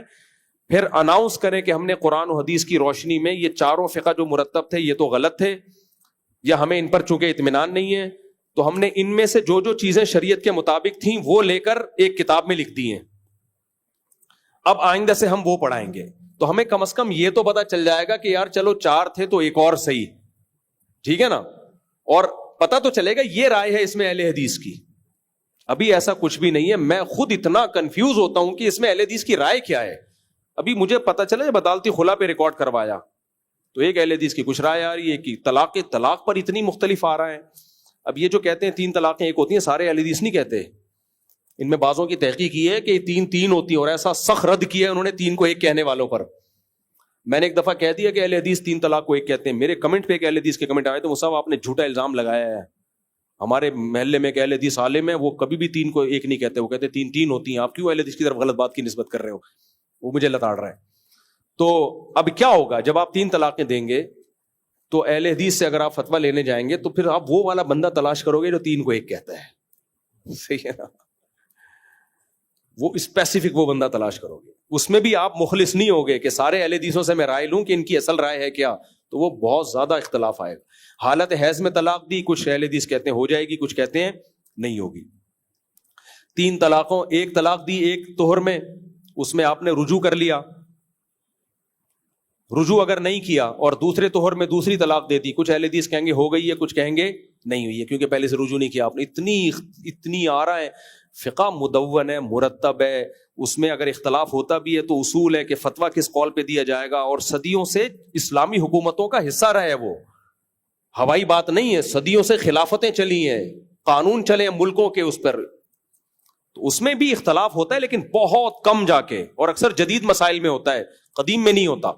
بہت کم جا کے اختلاف ہوتا. تبھی تو دیکھو کتنے بڑے بڑے ادارے چل رہے ہیں, سب ایک ہی جیسا مسئلہ بیان کر رہے ہوتے ہیں. ایک بندہ ذرا سا انحراف کرے گا سارے علماء کھڑے ہو جاتے ہیں اس کے خلاف. میں نے مسئلہ بیان کر دیا, کان میں دوا ڈالنے سے وضو نہیں ٹوٹتا, روزہ نہیں ٹوٹتا. اب کتابوں میں لکھا ہوا ہے روزہ ٹوٹتا ہے. سب علماء نے کہا بھائی یہ کہاں سے لایا ہے, سب ایک دم اٹھ کھڑے ہوئے ہیں نا, بھائی کہاں سے لایا. میں کہتے قرآن حدیث کی تحقیق ہے میری. کہتے کیا تو ابھی نیا آیا ہے مارکیٹ میں, قرآن حدیث سے پہلے کوئی کسی نے تحقیق نہیں کی ہے کیا؟ جنہوں نے کی ہے ان کی تحقیق پیش کرو نا. تو پھر میں نے کتنی لمبی دلائل دی ہے. بھائی ہمارے فقہا نے کہا تھا کہ کان میں دوا ڈالنے سے روزہ ٹوٹتا ہے. ان کا خیال یہ تھا کہ کان کا کوئی راستہ حلق تک یا دماغ تک پہنچتا ہے. اب جدید تحقیق نے ثابت کر دیا کہ کان میں دوا ڈالنے سے نہ حلق میں پہنچتی ہے نہ دماغ میں پہنچتی ہے. تو فقہا نے جس بنیاد پہ وہ مسئلہ بیان کیا تھا وہ بنیاد غلط ہونا ثابت ہو گئی. ایک دفعہ مجلس سے تحقیق ہو رہی تھی نا, تو یہی مسئلہ آیا علماء کی. تو ایک عالم نے کہا بھائی وہ قدیم فقہا اتنے ذہین تھے کہ وہ کیسے غلط مسئلہ بیان کر سکتے ہیں کہ کان میں دوا ڈالنے سے, انہوں نے لکھا جب روزہ ٹوٹتا ہے, تو وہ بڑے عظیم فقہا تھے, ان کا مسئلہ غلط نہیں ہو سکتا. تو ہمارے عالم نے جواب دیا بڑا زبردست کہ وہ فقہا تو عظیم تھے, اس زمانے کے طبیب اتنے عظیم نہیں تھے جتنے آج کی. میڈیکل سائنس نے جو فقہ نے اس وقت ترقی کی تھی دین کے علوم نے, تو علماء میں ان کے ٹکر کا کوئی نہیں ہے, لیکن میڈیکل سائنس نے آج ترقی کی ہے. اس زمانے کے حکیم کہتے تھے کہ فقہا کو انہوں نے بتایا کہ بھئی کان کے میں دوا ڈالیں گے تو دماغ یا حلق تک پہنچے گی, تو ان علماء نے ان حکیموں کی سن کے مسئلہ بیان کر دیا. تو کہا کہ آپ آج کے علماء کو ان علماء سے کمپیئر تو کر رہے ہیں لیکن آج کے ڈاکٹروں کو ان حکیموں سے کمپیئر نہیں کر رہے. تو میڈیکل سائنس نے دودھ کا دودھ پانی کا پانی کر دیا. انہوں نے بتا دیا بھائی کان میں دماغ تک یا حلق تک پہنچنے کا کوئی راستہ ہے ہی نہیں. کان میں جتنا بھی پریشر سے کوشش ڈالو نا حلق تک نہیں پہنچے گی, اللہ یہ کان کا پردہ ہی پھٹ جائے ایک الگ بات ہے. تو جب پہنچ ہی نہیں رہا تو روزہ کیسے ٹوٹے گا؟ تو میں نے جو مسئلہ ریکارڈ کروایا کتنا بڑا ایشو, لیکن اہل حدیث کچھ بھی کرواتے رہے کوئی ایشو نہیں بنتا. وجہ اس کی یہ کہ وہ کہتے ہیں یہ ان کی رائے ہے, یہ کوئی اہل حدیث کے ذمہ دار تھوڑی ہیں. دوسرا کہتا ہے یہ ان کی رائے ہے, تیسرا کہتے ہیں ان کی رائے ہے, چوتھا. تو اتنی اکائیاں ہیں, تو ہم کیسے لوگوں کو کہیں کہ اہل حدیث کو فالو کرو؟ آپ جب کہیں گے جب آپ ایک ریٹن میں ایک مرتب کر کے لاؤ اور ہم اس کو مانیں کہ واقعی یہ بھی چلو آپ نے قرآن و حدیث سے نکالا. اس پر سوال تو ہوگا کہ 1400 سال کے بعد کیوں نکال رہے ہو, اب تک کیا کرتے رہے ہو. لیکن چلو ہم دل بڑا کر کے مان لیں گے یار ایک ریٹرن میں ایک چیز لے آئے ہیں, اب ہم کہیں گے یہ اہل حدیث کی رائے ہے, یہ فقہ حنفی ہے, یہ فلانا ہے, یہ اہل حدیث کی رائے ہے. تو یہ ان کی ذاتی رائے ہے, اب دیکھ لو آپ کیا کرنا ہے, پورا فالو کرنا ہے نہیں کرنا, وہ ایک الگ بحث ہے. لیکن یہ تو جب ہوگا جب ہو تو نا, ابھی تک تب نہیں ہے تو میں اپنا دماغ کیوں ضائع کروں کہ کرنا کیا ہے. تو یہ نہیں ہوتا, دین ایسے نہیں عمل ہوتا. جیسے قرآن مرتب ہوا ہے, حدیث مرتب ہوئی ہے, تو فقہ بھی مرتب ہوا ہے. اور یہ تبع تابعین کے دور میں امام محمد نے سب سے پہلے 6 کتابیں لکھی, اور موطا امام مالک سے فقہ مالکیہ میں کتابیں لکھی گئی، فقہ پر امام شافعی کی کتاب، یہ سب لکھی گئی ہیں، تو اسی لکھے ہوئے کو فالو کرنا ہے. اخپل طریقہ نہیں چلے گا اسلام میں، اس سے امت فساد میں جائے گی اور فرقے بڑھیں گے، اس سے کم نہیں ہوں گے. اچھا میرے بھائی مفتی صاحب، اگر کوئی شخص ہاتھوں کے عجیب آدمی ہے یار، ہاتھوں کا تذکرہ آتے ہی سمجھ جایا کرو نوجوان آدمی کیا پوچھ رہا ہے، تو ایسے کلیئر کٹ سوال نہ پوچھا کرو. بیوی کے علاوہ کسی بھی طرح اپنی خواہش پوری کرنا حرام اور ناجائز. بس اللہ نے قرآن میں ایک بتا دیا طریقہ کہ جب خواہش پیدا ہو بیوی نہیں ہے تو شادی کرو بس، اور کوئی راستہ نہیں ہے. میں نے فلیٹ اپنی رہائش کے علاوہ خریدا جس کی نیت کرائے پر محسوس ہوتا ہے کہ بیچنے کی نوبت، زکوٰۃ لازم نہیں ہے. آپ نے فلیٹ خریدا تھا کرائے پہ دینے کے لیے، خریدنے کے بعد اب آپ کا خیال آ رہا ہے کہ بیچ دوں گا، تو زکوٰۃ لازم نہیں ہے. زکوٰۃ اس فلیٹ پر لازم ہوگی جو خریدا ہو بیچنے کی نیت سے، اور اب تک وہی نیت باقی ہو، وہ نیت تبدیل نہ ہوئی ہو. میرے والدین زبردستی ایک لڑکی سے میرا نکاح کرنا چاہتے ہیں، لیکن میں اس لڑکی کو پسند نہیں کرتا. نہیں آئے زبردستی میں، لڑکی کا بیڑا غرق ہوتا ہے. اڑ جائیں، بولیں بھائی اگر وہ لڑکی میں کوئی فالٹ نہیں ہے تو تھوڑی بہت ماں باپ کی مان لینی چاہیے، لیکن اگر بالکل ہی اس کی طرف رغبت نہیں ہے، بالکل دماغ پہ بوجھ ہے، تو صاف منع کر دیں، نہیں ہو سکتا. اٹ ازنٹ پاسبل ڈیڈی، یہ نہیں ہو سکتا. ایسے ڈائلاگ ماریں. ابو بولیں گے تو پٹیں گے، ابو بولیں گے نا تو ابو، تو پھر ابو دیسی ہوتے ہیں نا، ڈیڈی دیسی نہیں ہوتے. Daddy papa you are wrong. انگریزوں والا اسٹائل مانو، ابا سمجھ جائیں گے میرا بچہ اب دیسی رہا ہی نہیں ہے، انگلش پڑھ لی ہے اس نے، اب یہ نہیں مانے گا. لیکن اس میں اڑ جانا چاہیے. اگر بالکل بھی دل مائل نہیں ہو رہا نا، تھوڑا بہت ہے تو ماں باپ کی ماننے میں خیر ہے. ماں باپ کے احسانات بہت ہیں، مان لو ان کی پسند سے شادی کر لو، اس میں ثواب ملے گا. لیکن بعض دفعہ بالکل دل نہیں، کریلے کا جوس کیسے آدمی پیے یار پیاس میں. بعض دفعہ طبیعت بالکل مائل نہیں ہوتی، تو پھر خام خام میں اس بچی کا بھی زندگی تباہ ہوتی ہے نا. شوہر اسے محبت نہیں دیتا، اسے ٹائم نہیں دیتا، تو پھر یہ ماں باپ کی طرف سے ظلم زیادتی ہے. پھر ایسی صورت میں اڑ جائے آدمی، بولے نہیں ہو سکتا ڈیڈی، نہیں ہو سکتا.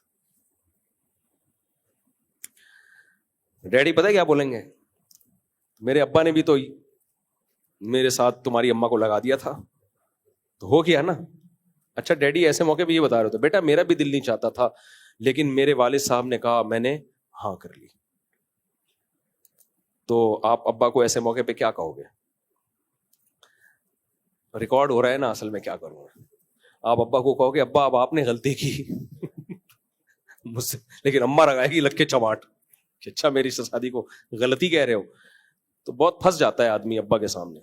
لیکن بہرحال اگر بالکل بھی طبیعت مائل نہیں ہے، پہلی کوشش تو میں مشورہ یہی دیتا ہوں، کر لو دل مائل اس کی طرف. ابا اماں سے بڑا کوئی دنیا میں ہے نہیں، ان کو خوش کر لو. لیکن بعض دفعہ نہیں مائل ہوتا دل انسان کا، تو پھر ایسی صورت میں بول دے بھائی، بدتمیزی نہ کرے لیکن بول دے مضبوط لہجے میں، ابو یہ نہیں ہو سکتا. اس سے اگلے کے ساتھ ظلم ہے. صرف یہ نہیں ہے کہ اپنے آپ کو قربانی کی بھینٹ چڑھا رہے ہو، اگلے والے جو آئے گی نا اس کے ساتھ زیادتی ہوتی ہے. پھر مفتی صاحب آپ نے پہلے ایک ویڈیو بنائی تھی کہ آپ لوگوں کو یوٹیوب پر اسلامی ویڈیو بنانے کی ٹریننگ دیں گے. وہ ایک لڑکا کاشف عباسی بھی آپ کے ساتھ ہے، اس کے بارے میں بتا دیں. ایڈمن کو چاہیے بھائی، وہ میں نے تو کہا تھا کہ دے گا ٹریننگ، تو دے نہیں رہا کیا؟ اگر نہیں دے رہا تو یہ ویڈیو کے ذریعے پیغام ایڈمن تک پہنچ جائے گا انشاءاللہ. تبلیغ جماعت والوں کو دو اعتراض ہیں. پہلا یہ کہ پینٹ شرٹ پہننا منع کرتے ہیں، حالانکہ ناجائز نہیں ہے، لیکن داڑھی کاٹنے والوں کو قبول کر لیتے ہیں، اسے منع نہیں کرتے، یہ تو واجب ہے. دوسرا یہ کہ صحیح حدیث میں بھی بہت سی اعمال کے فضائل ہیں، لیکن ضعیف حدیث بہت کثرت سے بیان کرتے ہیں. پینٹ شرٹ پہننے کی وہ ترغیب، وہ پینٹ شرٹ پہننے کو حرام ناجائز نہیں کہتے، ترغیب دیتے ہیں کہ اپنا جو سیدھا سادہ لباس ہے وہ پہنو. تو آپ مان لیں ان کی بات، نہیں ماننی تو کوئی گن پوائنٹ پہ تھوڑی کہتے ہیں نہ پہنے. تو ان کو اچھا لگتا ہے کہ یار اپنے قومی ڈریس کو ہمیں پروموٹ کرنا چاہیے، ٹھیک ہے، اتنا بڑا ایشو نہیں ہے، کوئی اعتراض نہیں ہے. اور سارے ایسے کر بھی نہیں رہے ہوتے. بہت سے تو پینٹ پہن کے تبلیغ کر رہے ہوتے ہیں. لیکن وہ اگر کہتے ہیں کہ شلوار قمیض پہنو تو اس کی بیس کوئی غلط نہیں ہے، اس کی بیس یہی ہے کہ بھائی اپنے کلچر کو فروغ دینا چاہیے. لیکن میں تبلیغ والوں سے ایک بات کہوں گا، اور آپ لوگوں سے بھی، میری بہت ٹریولنگ ہے دنیا میں، شلوار قمیض میں انسان لگتا غریب ہے. میں بھی جب عرب ملکوں میں جاتا ہوں تو کوشش کرتا ہوں جبہ پہنوں, اور خاص تو مجھے جبہ وہ والا پسند ہے, وہ جو مسقط اور اماراتیوں کا جبہ ہے نا, بغیر کالر کے, یہاں وہ نہیں لٹکا ہوا ہوتا, وہ مجھے پسند ہے. شلوار قمیض میں پتہ نہیں کیوں ایسا لگتا ہے یہ چندہ مانگنے آیا ہے, اس لیے مجھے اب شلوار قمیض سے نا, اپنے ملک میں تو کمفرٹیبل ہوں میں, سبھی چندے مانگنے والے ہیں تو ہمیں بھی لوگوں نے کہہ دیا تو کیا, باہر ملکوں میں جا کے شلوار قمیض میں لگتا عجیب صحیح ہے. تو پینٹ شرٹ کو تو میں پروموٹ نہیں کرتا, جائز ہے پہننا, لیکن جو اسلامی ڈریس میں اگر جو زیادہ اچھا ہے نا, پھر وہ سعودی عرب والا مجھے زیادہ پسند نہیں ہے, وہ جو کالر والا. یہ جو اماراتیوں کا یا مسقط عمان والوں کا جبہ ہے, یہ بڑا خوبصورت لگتا ہے. تو اپنے ناپ کا سلوائیں, پورا شامیانہ نہ ہو, تمبو نہ ہو کہ 6 آدمی آ جائیں, اس میں فٹنگ کا ہو تھوڑا سا, تو بڑا اچھا لگتا ہے, ڈیسنٹ لگتا ہے یہ. تو میں جب مسقط میں عربوں کے گھر میں یا سعودی عرب وغیرہ میں عربوں کے گھر میں جاؤ نا, آپ عجیب, مسقط میں یا ایمریٹس اماراتیوں میں, تو ان کے گھروں میں ایک تو ان کے بچے زیادہ ہوتے ہیں, پھر ظاہر بڑے بھی ہو جاتے ہیں وہ بچے, تو وہ ایسے خوبصورت شہزادے لگ رہے ہوتے ہیں. ایک تو صفائی عربوں کے گھروں میں بہت, پھر خوشبو کی دھونیاں. ایک مسقط میں ہمارے جاننے والے ہیں, ان کی شادی عربوں میں ہوئی ہے, تو اپنے سسرال لے گئے مجھے. تو میں جب ان کے گھر گیا, وہ ایسے یار خوبصورت, ان کے سفید جبے, ان کے سروں پہ بڑے خوبصورت سے رومال پیچھے باندھے ہوئے تھے انہوں نے, پگڑیاں تھیں. ایک تو وہ رومال لٹکا ہوا ہوتا ہے, اس کو سنبھالنا مشکل ہوتا ہے, ایک ان کے بندھے ہوئے, اور پھر وہ عود کی خوشبوئیں, پھر صفائی, پھر پیسے کی بھی ایک رونق ہوتی ہے چہرے پہ. یہ بھی ایک حقیقت ہے, جن کے پاس پیسہ ہوتا ہے نا, چہرے پہ ایک غذائیں ایسے زیتون کھاتے ہیں وہ, اور انجیر, زیتون اور یہ چیزیں ان کی خوراک میں. تو میں گیا, وہ پھر خدمت گزار بہت ہوتے ہیں, مہمان نواز. تو ایسے میں نے کہا یار یہ ایسا لگ رہا ہے جنت کے وہ شہزادے گھوم رہے ہیں جیسے نا, ڈریسنگ میں, اور بڑے اچھے اخلاق سے. تو عربی ویسے ہی بڑی اچھی زبان ہے, واللہ اللہ بار بار آ رہا ہوتا ہے منہ پہ نا, واللہ. تو میں نے کہا یار ایسا لگ رہا ہے جیسے یہ کوئی شہزادے گھوم رہے ہیں. تو بڑا اچھا ماحول ہوتا ہے ان لوگوں کے گھروں کا. پھر اخلاق و آداب ہیں, چیخنا چلانا نہیں ہے, بڑوں کا احترام بہت ہے, والد کا, والدہ کا, دادا پردادا, پھر ہوتے بھی ہیں پردادے دادے گھروں میں, کیونکہ جلدی شادیاں ہوتی ہیں. تو بڑا اچھا مجھے لگتا ہے عربوں کا جو گھروں کا کلچر ہے. عربوں سے میری مراد سعودی عرب میں تو میں نے زیادہ نہیں دیکھا, مسقط میں, تو مجھے ان کا گھروں کا کلچر بڑا اچھا لگا. تو وہ سفید جبے بڑے پیارے ہوتے ہیں, بڑے جچتے ہیں انسان پہ. اس لیے باہر ملکوں میں جب جاؤ تو یا تو پینٹ شرٹ پہنو, اور بہتر ہے کہ پینٹ شرٹ نہ پہنو, اپنے کلچر کو فروغ دو. تو اس میں شلوار قمیض کے بجائے جبہ پہنا کرو, زیادہ اچھا لگتا ہے. جبہ سعودی نہیں, مسقط والا جبہ, یہ زیادہ اچھا لگتا ہے. ٹرائی کرو, بچوں پہ تو بہت ہی جچتا ہے. یہ میرا بیٹا ہے چھوٹا, ہم عمرے پہ گئے تو میں نے اس کو وہی جبہ پہنایا اور سفید ٹوپی. عرب آ کے اتنا پیار کر رہے تھے, اور بچے بڑے عجیب اٹریکٹیو لگتے ہیں اس جبے میں, بہت خوبصورت لگتے ہیں بچے. شلوار قمیض میں اگر پہننی ہے تو ویسٹ کوٹ کے ساتھ پہنا کرو, تھوڑا عمران خان کا لک آئے گا. اب جس کو عمران خان سے محبت ہے وہ خوش ہوگا, نہیں ہوگا تو وہ ناراض ہوگا. ہم نے کیا کرنا ہے اس بحث میں جا کے, لیکن تھوڑا ڈیسنٹ لگتا ہے ویسٹ کوٹ میں. خالی شلوار قمیض مت پہنو, کوئی زکات دے کے چلا جائے گا, تمہیں پتہ بھی نہیں چلے گا. تو اس پہ ویسٹ کوٹ پہن لیا کرو, تو تھوڑا سا اس ویسٹ کوٹ سے پڑھا لکھا لگ رہا ہوتا ہے آدمی, پڑھا لکھا آدمی. تو اس لیے میں پہلے شلوار قمیض کو بہت پروموٹ کرتا تھا کہ اپنے لباس کو چھوڑو نہیں. اب میں باہر ملکوں میں جا کے کہتا ہوں شلوار قمیض کے اوپر ویسٹ کوٹ بھی پہنو, تھوڑا قائد اعظم کا لک آئے, یا کوئی پڑھے لکھے آدمی کا لک آئے, یا پھر جبہ پہن لو. خالی شلوار قمیض میں ایسا لگتا ہے غریب آدمی آیا ہوا ہے اور چندہ مانگنے کے لیے آیا ہوا ہے. ایک عرب کا میں واقعہ سناتا ہوں نا, کہ وہ سعودی عرب میں ایک پاکستانی سیٹ تھا, فیکٹریوں کا مالک, شلوار قمیض میں بیٹھا ہوا تھا. تو ایک صاحب عربی آیا, اس کو زکوٰۃ کے پیسے دیے نا اس نے. اس سیٹھ نے کہا کہ میری فیکٹری ہیں بھائی, میں غریب نہیں ہوں. اس نے پھر بھی کہا رکھو, ریال کی گڈی تھی, رکھو. اس نے کہا میں بھکاری نہیں ہوں بھائی, میں فیکٹریوں کا مالک ہوں. عربی نے کہا اللہ خوش, رکھو اس کو. اس نے کہا یار میں غریب نہیں ہوں. اس نے کہا کلو پاکستانی مسکین. اس نے کہا بس اتنا کافی ہے, تو پاکستانی ہے نا. اس نے کہا مسکین ہے, رکھ اس کو.